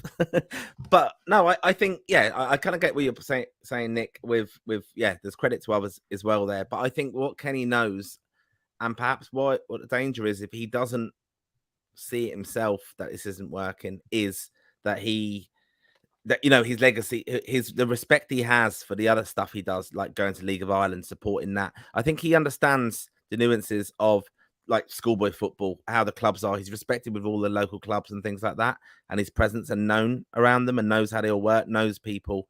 I think that's what he has to it, and I think what we would be in danger of losing if we just cut ties completely with him, and it's a horrible ending. Because you think, well, you're not actually good enough to be the manager, and we're not going to let you do that now. And it's the same thing. That level of person going out the door, and it's irretrievable. Then, like it was with Brian Kerr, I think that's the danger of it. Now, I know he's not the only one who does it, but I think that there's not other high-profile people. I know you've named some others. I don't think they're. I don't think Kerr and Kenny are comparable. I think the only comparison is that they both managed League of Ireland clubs and they both came in. Like Kerr was a mastermind. He was a mastermind, and Kenny was in the under-21s job for a year or something. Lads, I'm involved in schoolboy football. I obviously coach a schools team. I've been involved with a club as well in recent years that I'm not involved with anymore. But anyway, and a lot of the structures, even simple things like fixtures, they're a mess, and they've been a mess for a while, and nothing has actually changed. In fact, things have, I wouldn't say they're worse, but there's no sign of improvement. I think we mentioned this the other night. The individual clubs are doing great jobs. Yeah. Shamrock Rovers are doing outrageously good work. Kevin's / Bows, unbelievable work. Belvedere producing so many players. I don't think it would just be a token gesture to keep Stephen Kenny involved. He has no experience at all of that development role. So do we just get rid of him? Because that's a clean sweep, but then we can't get anyone else in. How do you know you can't get anyone else in? You can't. You know you can get anyone. Is he going? So you sack him, but you keep him involved, and you give him a massive pay cut. He's no experience. But I don't think he's the right man for that either. Like I don't think he is. I don't think he's got the experience. I don't think he's got the credentials to go into that role. He's 3 years in the job. 3 years as an international manager. He's not a technical director. It's a full system. He has been. It's a full systematic. No, it's a full systematic approach. The manager and the technical director are very, very different roles. They're very, very different roles, and he doesn't have the experience in it. So how are you going to bring in? So you're saying, right, we just get rid of him, and we're guaranteed we're going to get someone else in to replace him that knows the nuances of Irish football, because it's a very, very different situation from most. The football situation in Ireland is different from anywhere else in the world. It's €1 billion behind most other countries, even though we're a cash-rich country, and that's been quantified. That's out there. So you're going to get a technical director and go, yeah, right, we need you to fix this, but we don't have any funding, we don't have any money. You're not really going to get anywhere with it, because you need to learn how to develop relationships, because it's the schoolboy leagues, isn't it? The Leinster leagues. It's not a straightforward pathway like you have in other countries. The pyramid scheme. It's a complete clusterfuck. In my involvement in football, I've never come across Stephen Kenny, or I've never come across any influence of Stephen Kenny. I've actually CC'd like Jonathan Hill on emails about things and different bits and pieces like that. He's not involved to that route as people think. Well, maybe he should be. Maybe he's more suited to that. But why? Where is the evidence that he should be? Where is the evidence? I do get what you're saying. I do get it, Nick. I do get your point. And I think that's one of the things of, they had these different people coming in, haven't they? The FAI it seems to be below Jonathan Hill then, and this one's going to develop this, and this is the new strategy and stuff. And I just always have understood it as being quite complex, and you have to understand the schoolboy stuff, and you have to understand this as well, and how the clubs all interact. It's nuanced. And I think though, like you're saying, at the moment, then really understanding it from this is really interesting, by the way. I hope for everyone listening, but I think they're still on. Nick, I think what you're saying, if he's, for me, I would have thought he has kind of some influence, but I also know that most of the players who are coming through underage, it is from the Shamrock Rovers system, and it is from St. Kevin's Boys and Bows and all that kind of stuff. And that's in a way, in spite of some of the stuff with the FAI are doing. That's it. Okay. You look at John Walters. What did he go to do at Waterford? And he lasted how long now? Director of football. What was he doing? Yeah, but I mean these roles that they are. What do they do? And there's some unbelievable people on the ground in the FAI. Unbelievable, like Tom Owen, Colin O'Brien. Unbelievable. They're seriously good, and other associations aren't going to come in for them. But if they were to go to say the FA, they do an unbelievable job with them as well. Okay. And the point is, Stephen Kenny, he's a manager, technical director. It's literally top from the bottom.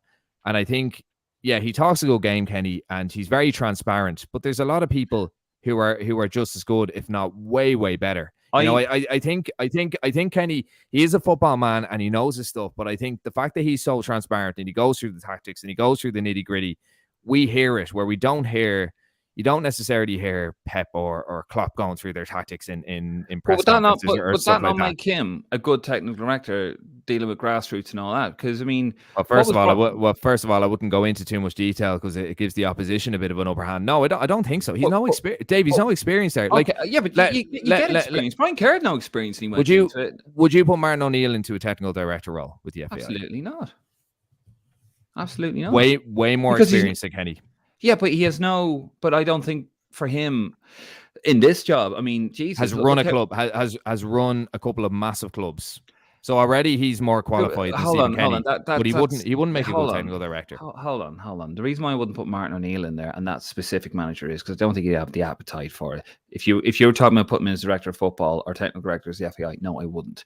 Because look how he treated the manager's job. How much the state he treated the manager's job. Oh, they never accepted me because I'm from Northern Ireland. Bollocks.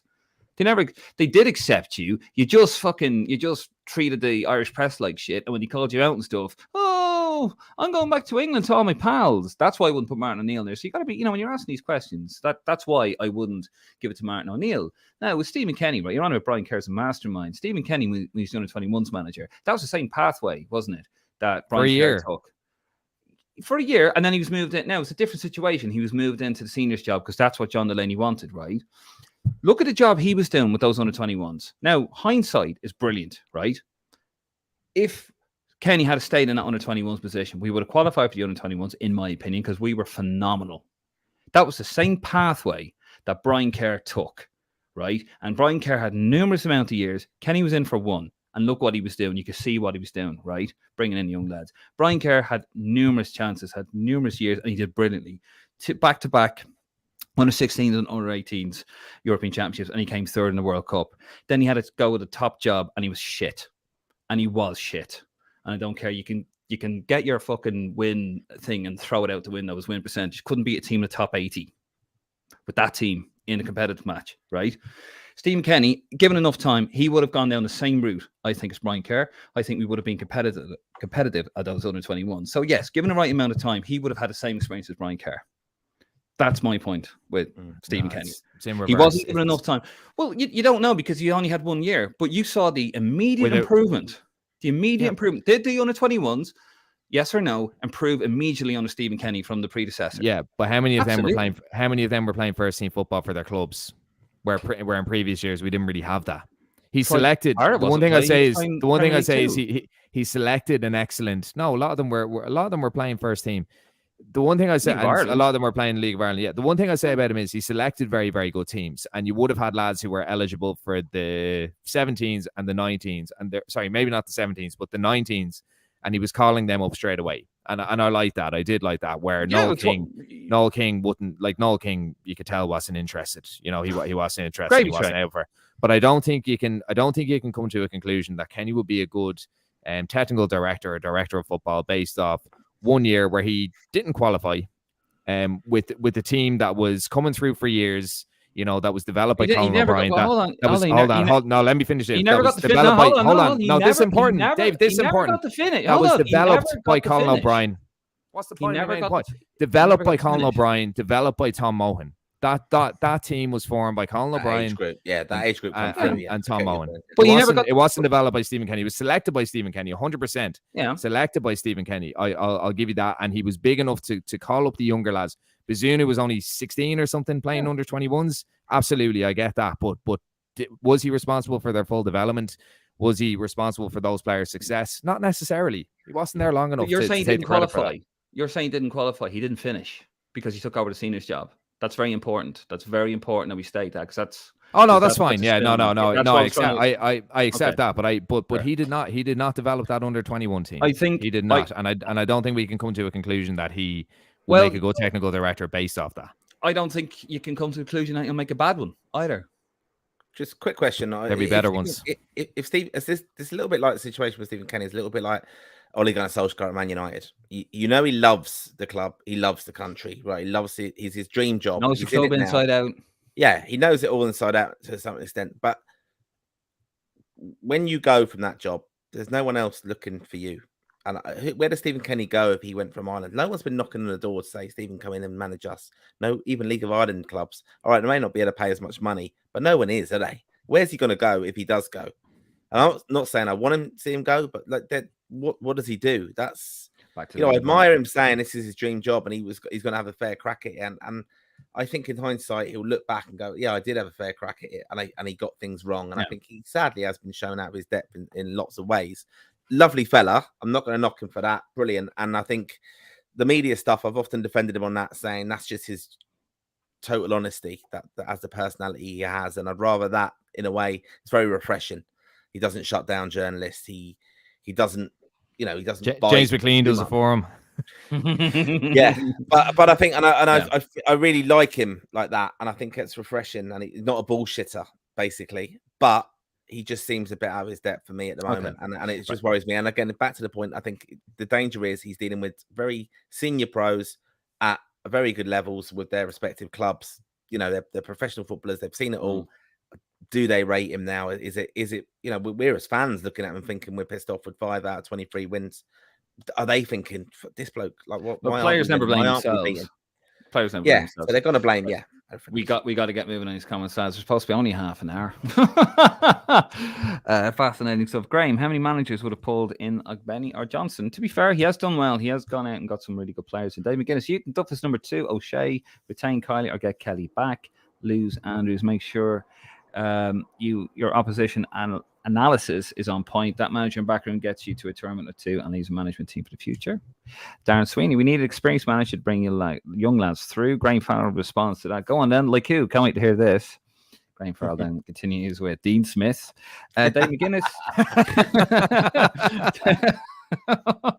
Graham. Dave McGuinness, Houston is unbeaten as Ghana manager. Okay. Unbeaten. Is he? I thought they have they're struggling though. Yeah. It's still not in their hand. They haven't qualified, and they're expected to have qualified in the teams they're against, and it's not fantastic. And he's getting grief from them. Nothing's changed. Okay, well, he's actually continues now. Drew 3-1-2. Graham Farrell. Jack. Just looking back through our results in Kenny's 4 campaigns, we have blown our 4 campaigns. We have blown our qualifying chance to win the first 2 games in all of them. 8 games, 7 losses, and 1 draw. Dave McGuinness, mental fatigue is a good point in first. Another one agreeing with me, Martin. That must just eat you alive. Graham Farrell, whoever said Dean Smith can't be serious. Darren Sweeney, the boys mentioned a few, but add Fark or Lowe to them. Yogi Lowe? Former German manager. The thing is, though, a lot of these continental managers, the way, if you look at, I was reading Champagne Football on the flight coming over. Brilliant, brilliant book. And love you, Paul. And Mark, both of them wrote it. You're just jealous because you're not in it.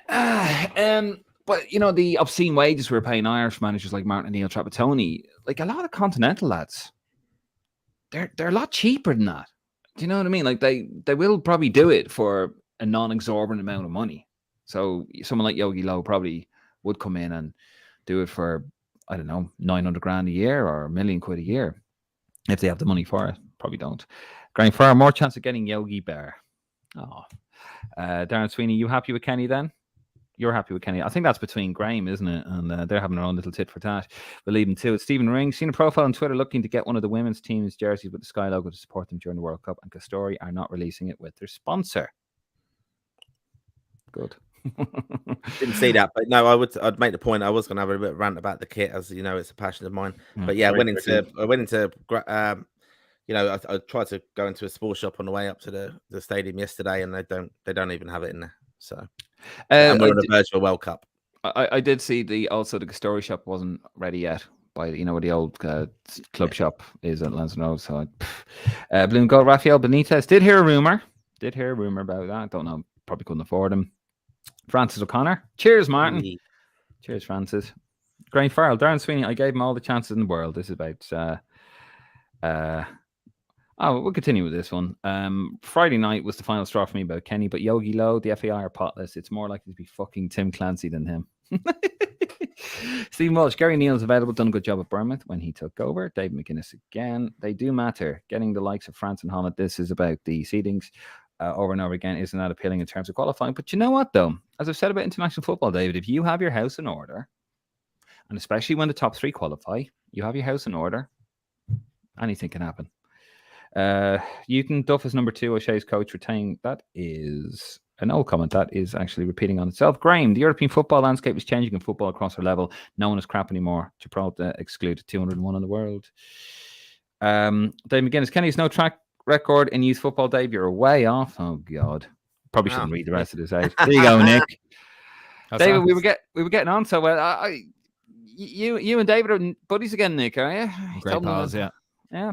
He's not involved in our youth setup. It's a myth. The youth setup was at ETP in place since Root Dr. Kenny was not involved with this. It's hugely unfair to Colin Rowan and Paul Osam, Tom Walsh, and others to credit Kenny with any of this. It's regional officers. They're I can't remember the name of them, but they all have their own region, and it's them guys who are involved. They might report to someone else who reports to someone else who reports to someone else who eventually reports to Kenny. But these guys on the ground have been doing a decent job for a long time. People are very quick to bash the FAI. But as I said, some of the people on the ground are unbelievable. Some of them are not necessarily the coaches. Some of the people in the administration side of things are horrendous. I've had really bad experiences there. But some of the people who come in and coach, we obviously where I work, we have people who come in to do the grassroots Kickstarter badge, and they're unbelievable. They're unbelievable with the kids. They're really, really good at coaching coaches, and they get their points across really, really good, and they're communicating things. Okay. So there's some unbelievable people there, but I don't think Stephen Kenny's necessarily responsible for all that. For the record, I wasn't saying it was all Stephen Kenny. I know it is a team effort, to be fair. But I just think the way it is with Stephen Kenny at the moment, that doesn't matter what he does. People just want him out. They're not going to give him credit for anything. It's just human nature, I guess. Dave McGuinness, take it from someone who has family member in youth football. He is not involved on the ground. Sitting in Tala is not being involved. It is kind of, David. It's sitting in Tala. He was managing senior football from age 31. Kenny will see himself managing a club. That's a fair point. Dave McGuinness, no English clubs will come in for Kenny. He will 1000% go back to Dundalk. I think so. He's based in Derry anyway, isn't he? He's based. Could get a kind of lower tier international job, a little bit like Brian Kerr. You know, he could. Yeah. Dave McGuinness, there are far better candidates, same again, under consideration for the technical director role. Kenny does not have the credentials involved for youth development. Fair enough. I still think he could have a shout in for it, but anyway. Glenn Forbes, I'm not sure Kenny Seago will let him do that, but it's an idea to have a specific League of Ireland specialist scouting and reporting on players. Might be an idea. I think there is whatever way you want to put it, I do think there's a role for Stephen Kenny in Irish football, and I just would hate whatever that is. I just think someone like him. I think we need quality coaches, we need quality administrators, and we need quality football people involved in the FAI. And I think with Brian Kerr, he's a good football man at the time, and he was ostracized, and we could have done with him in whatever capacity. But I just don't want to see that happen to Stephen Kenny. I think because the pool is so small. and dry in Ireland, we need as many people involved. But anyway, Nick is right on the money. Stephen Kenny is not involved in youth structures. Please understand this, mate. All right, David, I get it. Fucking hell. I'm going to hear a knock on the door in a minute, and it's like, I'm going to open it, and it's going to be David. Look, he's not involved in youth football. All right, I get it. But he's still involved in youth football. Interesting nonsense. Disruption with the background team can't have helped a settled coaching team bring stability. Graham, LOL. It's all LOL here, all laughing out loud. Dave McGuinness, grassroots coaches are career grassroots coaches. It's extreme technical. It's another area where Kenny would actually be out of his depth. Jesus. Glenn Forbes, really good debate. Thank you. That's what you see. That's what you get here, lads, isn't it? We are the Green Machine podcast. We row with each other, and we row with you, as Nick did the other day with Dave. Well, now you're best pals all of a sudden. Great mates, but you can have an adult discussion on here. We're not afraid to row with each other, to row with you, and to all hug and kiss at the end. But that's what we do here at the Green Machine. David McGuinness, the fact is Kenny will not have the appetite, in my opinion. He will want a club job in senior management. That's about the grassroots role, I presume, because that's all we're fucking talking about at the moment. David McGuinness, Kerr should have had a run in the under-21s first, might have turned out different. Kerr, he was the under-21s manager. That's how he got the job, didn't he? Well, he worked his way up, yeah. Yeah, he worked his way up. Yeah. He worked for all them players, didn't he? Yeah. Yeah, and he was terrible as senior manager. We had worse. We had Kinga, didn't we, in there, and we had but he took over now late 02, 03. Then again, Nick is spot on. He did not develop those 21 players who were already on the pathway. Yes, I know, but yet again, we had senior managers, O'Neill, Trapp. He had some very good young players that they didn't bring on, so you had to give Stephen Kenny credit there. Graham, he fast-tracked a lot of players because of the age gap in the under-21s. It was necessary. No manager, not from here, wouldn't have done that. The future will treat him better than the present. Good man, Graham. See, Graham gets it. He gets it. Dave McGuinness is back to Dundalk. Place all your money on it. He's got up there, and he will go you'll go there where he's wanted. They'll do whatever it takes to get him back. No club across the water will touch him. Probably not. If he had a qualified, maybe. But Shanko, Brady, Lug. We've got great youth teams. Not much talent yet. Time is king. Glenn Forbes. Can we not just go back to the Euro 88 crest? Yes, Glenn. Yes. Not that bastardized version that Nick was wearing yesterday. Didn't like that. He wears it to wind me up when we met at Spencer Dock. Oh, St. Kevin's Football Club. How are you doing? Oh, dress up, lads. Ship shape. We are happy with all the Kevin's players getting through. More on the way. Good stuff. St. Kevin's Football Club doing a great job, as always. Thank God I didn't say anything bad about the... good thing, Martin, you didn't say your usual bad stuff about the kids' football teams in there. Oh, you want to hear him when he gets going. Dave McGuinness, the FA... Look at you there. St. Kevin's Boys, just to come in there, St. Kevin's Boys, Risk London sponsored the team, and it was the team, we followed them for their kind of early grassroots football development, and it was a team that developed Nick's favourite player, Jeff, and Robbie Brady. So, there you go. Yeah, I'll have it fucking sewn up, don't you? Everyone is. Dave McGuinness again. The FAI on the ground with measured budgets compared to the other associations do amazingly. Well said, on point, Nick. Oh, Jesus. Can you not go back to arguing with Nick like you were the other night in Athens? Stephen Ring, just wondering, what are you making of the Kuwaiti FA's reaction to calling off the match yesterday? Oh, yeah. I'm not sure if he's heard this, lads. This is gas. New Zealand walked off against Qatar yesterday for the same reason. So basically, the under-21s were 3-0 up, giving them a good old hiding, and one of their players racially abused. Was it Armstrong? Sinclair Armstrong, yeah. Sinclair Armstrong. Racially abused. Don't know what was said. Obviously not nice. And basically they walked off. And the Kuwaiti FA came out and said, absolutely not. The reason why he was called off was because the referee said it was too rough. So we called it off because somebody was going to get injured out there. That's why. Shameless scumbags. They're irrelevant in international football, and they're going to remain irrelevant in international football. So are Kuwait. Qatar, Kuwait, but Qatar just, look, I mean, as I said, I keep saying this, but watch the FIFA documentary on Amazon Prime, the Andrew Jennings one, and if you were warm into Qatar at all, it would certainly put you off it. altogether. And you know, we need to see more of that. We need to see more of those games getting abandoned for those reasons, because it's unacceptable. And what's culturally acceptable in one country, and when the world has moved on, has to be pinpointed and has to be highlighted, I suppose, in international football, because it sends out a global message. Yeah, that's fair. No, absolutely right decision. Walked off. I mean, you know, I see they are getting caps, and the goals will count, won't they? I thought that was quite interesting as well. I mean, it would have been a 3-0. It would have been a 3-0 anyway. Hayden's, you know. Move on. Where am I? Shanko again. What difference would Big Sam make? He won't be able to produce with the players coming through. Don't know who. Did someone ask the question there? Dave McGuinness. Kerr never managed the under-21s. No, it was the under-20s, wasn't it? It was the 20s, yeah. Yeah, but was that not the old? And then he made it the under-21s. Well, hadn't he done 16s, 18s, 20s? Because I think there was a 20s and there was a 20s and the 21s, because the 20s were played, wasn't there? Well, see, the 20s, the whole thing with the 20s is some countries have 20s and some don't, but the 20s do play in the Youth World Cup. So the Youth World Cup is under 20s, and then the European Championship is under 21s. Yeah. So I sit corrected, David. I always get confused the under 20, because there used to be the under 20s, the under 21s, under 23s, but it's all about mad. So there you go. Sebastian Knowlton. Mick McCarthy has a lot of time in his hands. Will be funny if he went from Mick to Kenny back to Mick. I wouldn't put it past him. I wouldn't put it past him at all. St. Kevin's football on about Stephen Kenny. In fairness, he has given a lot of younger players a breakthrough. Yeah, I know. We said that. We said that the whole time, to be fair, yeah. Dave McGuinness, we should never commit to games against these sides at any level again. Yep.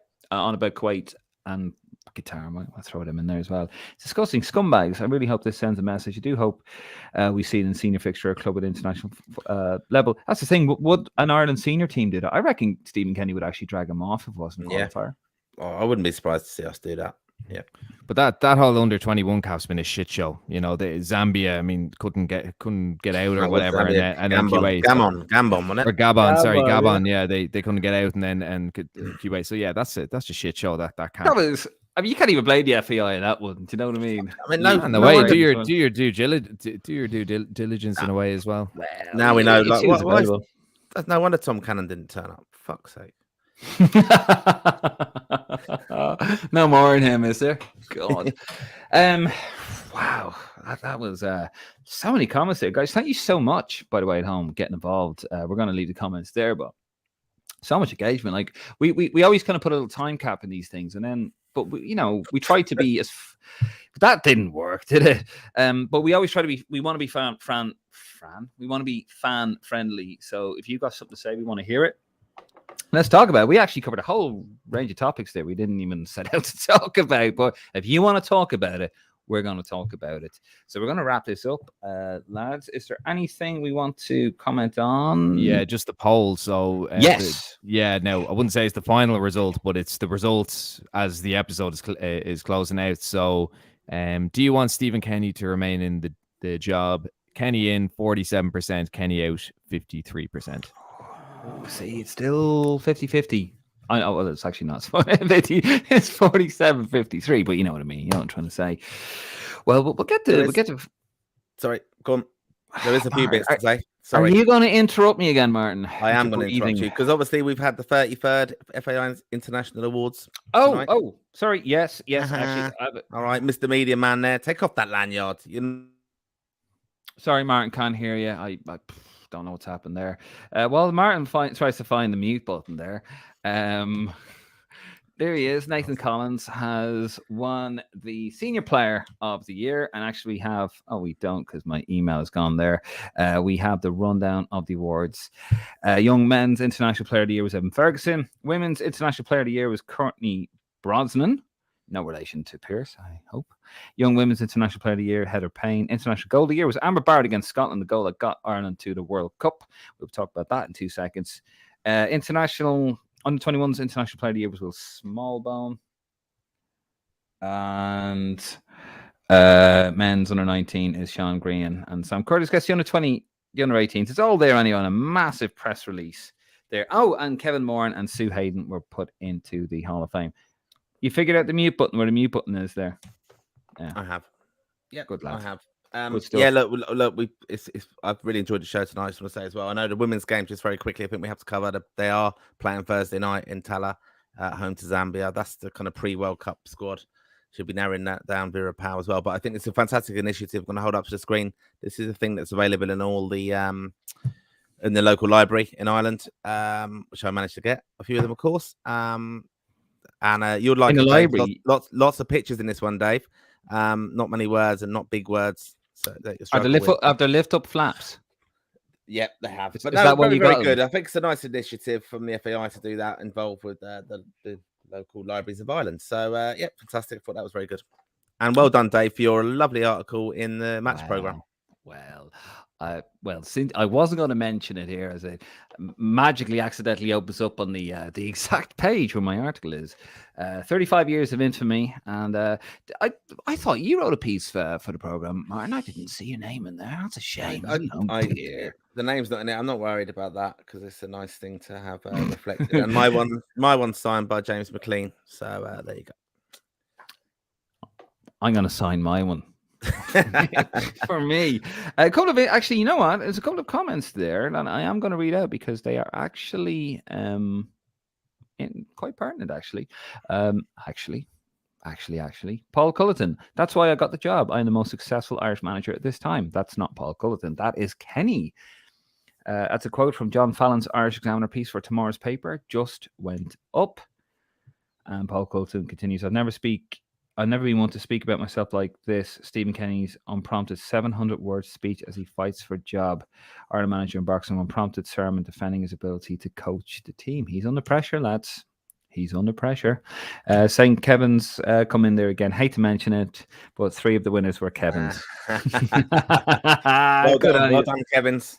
No, so many prominent players have come from there, to be fair. Paul Culleton again. That's from Dan McDonald's Irish Independent piece in tomorrow's paper, just online. That was the one about the unprompted 700-word sermon. And Shenko has asked you, Martin, do Easton sell the book, or did you just nick it out of the library? The books? No, they're free. They're free from libraries, all the local libraries. They're free when you steal them, Martin. Did you liberate them? They are. It's an activity book for kids, basically. So, and that's why Martin got one. Yeah, got a few of them. They're quite good. Right. Lads, we're going to leave it there. There's nothing else to talk about. I've completely lost the run of my mind. We've been doing this nearly 2 hours. My arse has gone numb. You are. It's been a brilliant week from not from an Irish perspective, but from a podcast perspective and a page perspective. Thank you very much out there. You've been brilliant. We will be back in September. We will be back with the live shows before that, and we're going to continue. We've had a bit of a break from this week back in the day, but we will continue that the following week. Obviously, we've been a little bit busy traveling to all the matches, but thank you so much for your support. Even in Athens, coming up and saying hello as you guys did. You wonderful, lovely people. Thank you for helping us get to number 5. Number 5 in Ireland. Just one more place, lads. We're in the Champions League next year. Can we do it? No, but thank you so much. You've been wonderful, wonderful people. And we will see you in September. We will be out and about in Paris and Dublin. But for tonight, we're going to leave it there.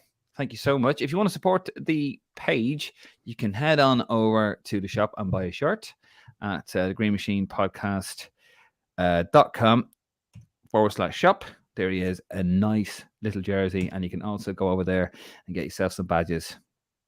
Little badge kit over there. But anyway, do a subscribe on YouTube, Facebook, Instagram, Twitter. We're everywhere. And do head over to the podcast website, greenmachinepodcast.com. That's the greenmachinepodcast.com, and wherever you get your podcast from. Anyway, listen, we're going to leave it there, lads. Thank you very much for coming on. Thank you very much at home for listening, and good night. God bless. Come on, you boys. We will be back, by the way, if Kenny gets sacked, won't we, lads? Yeah, this Examiner article is massive. So everyone go away and have a read of this. It's interesting. But yeah, good night. We might be back sooner than you think, lads. Listen, we're going to leave it there. Thank you very much. Good night. God bless.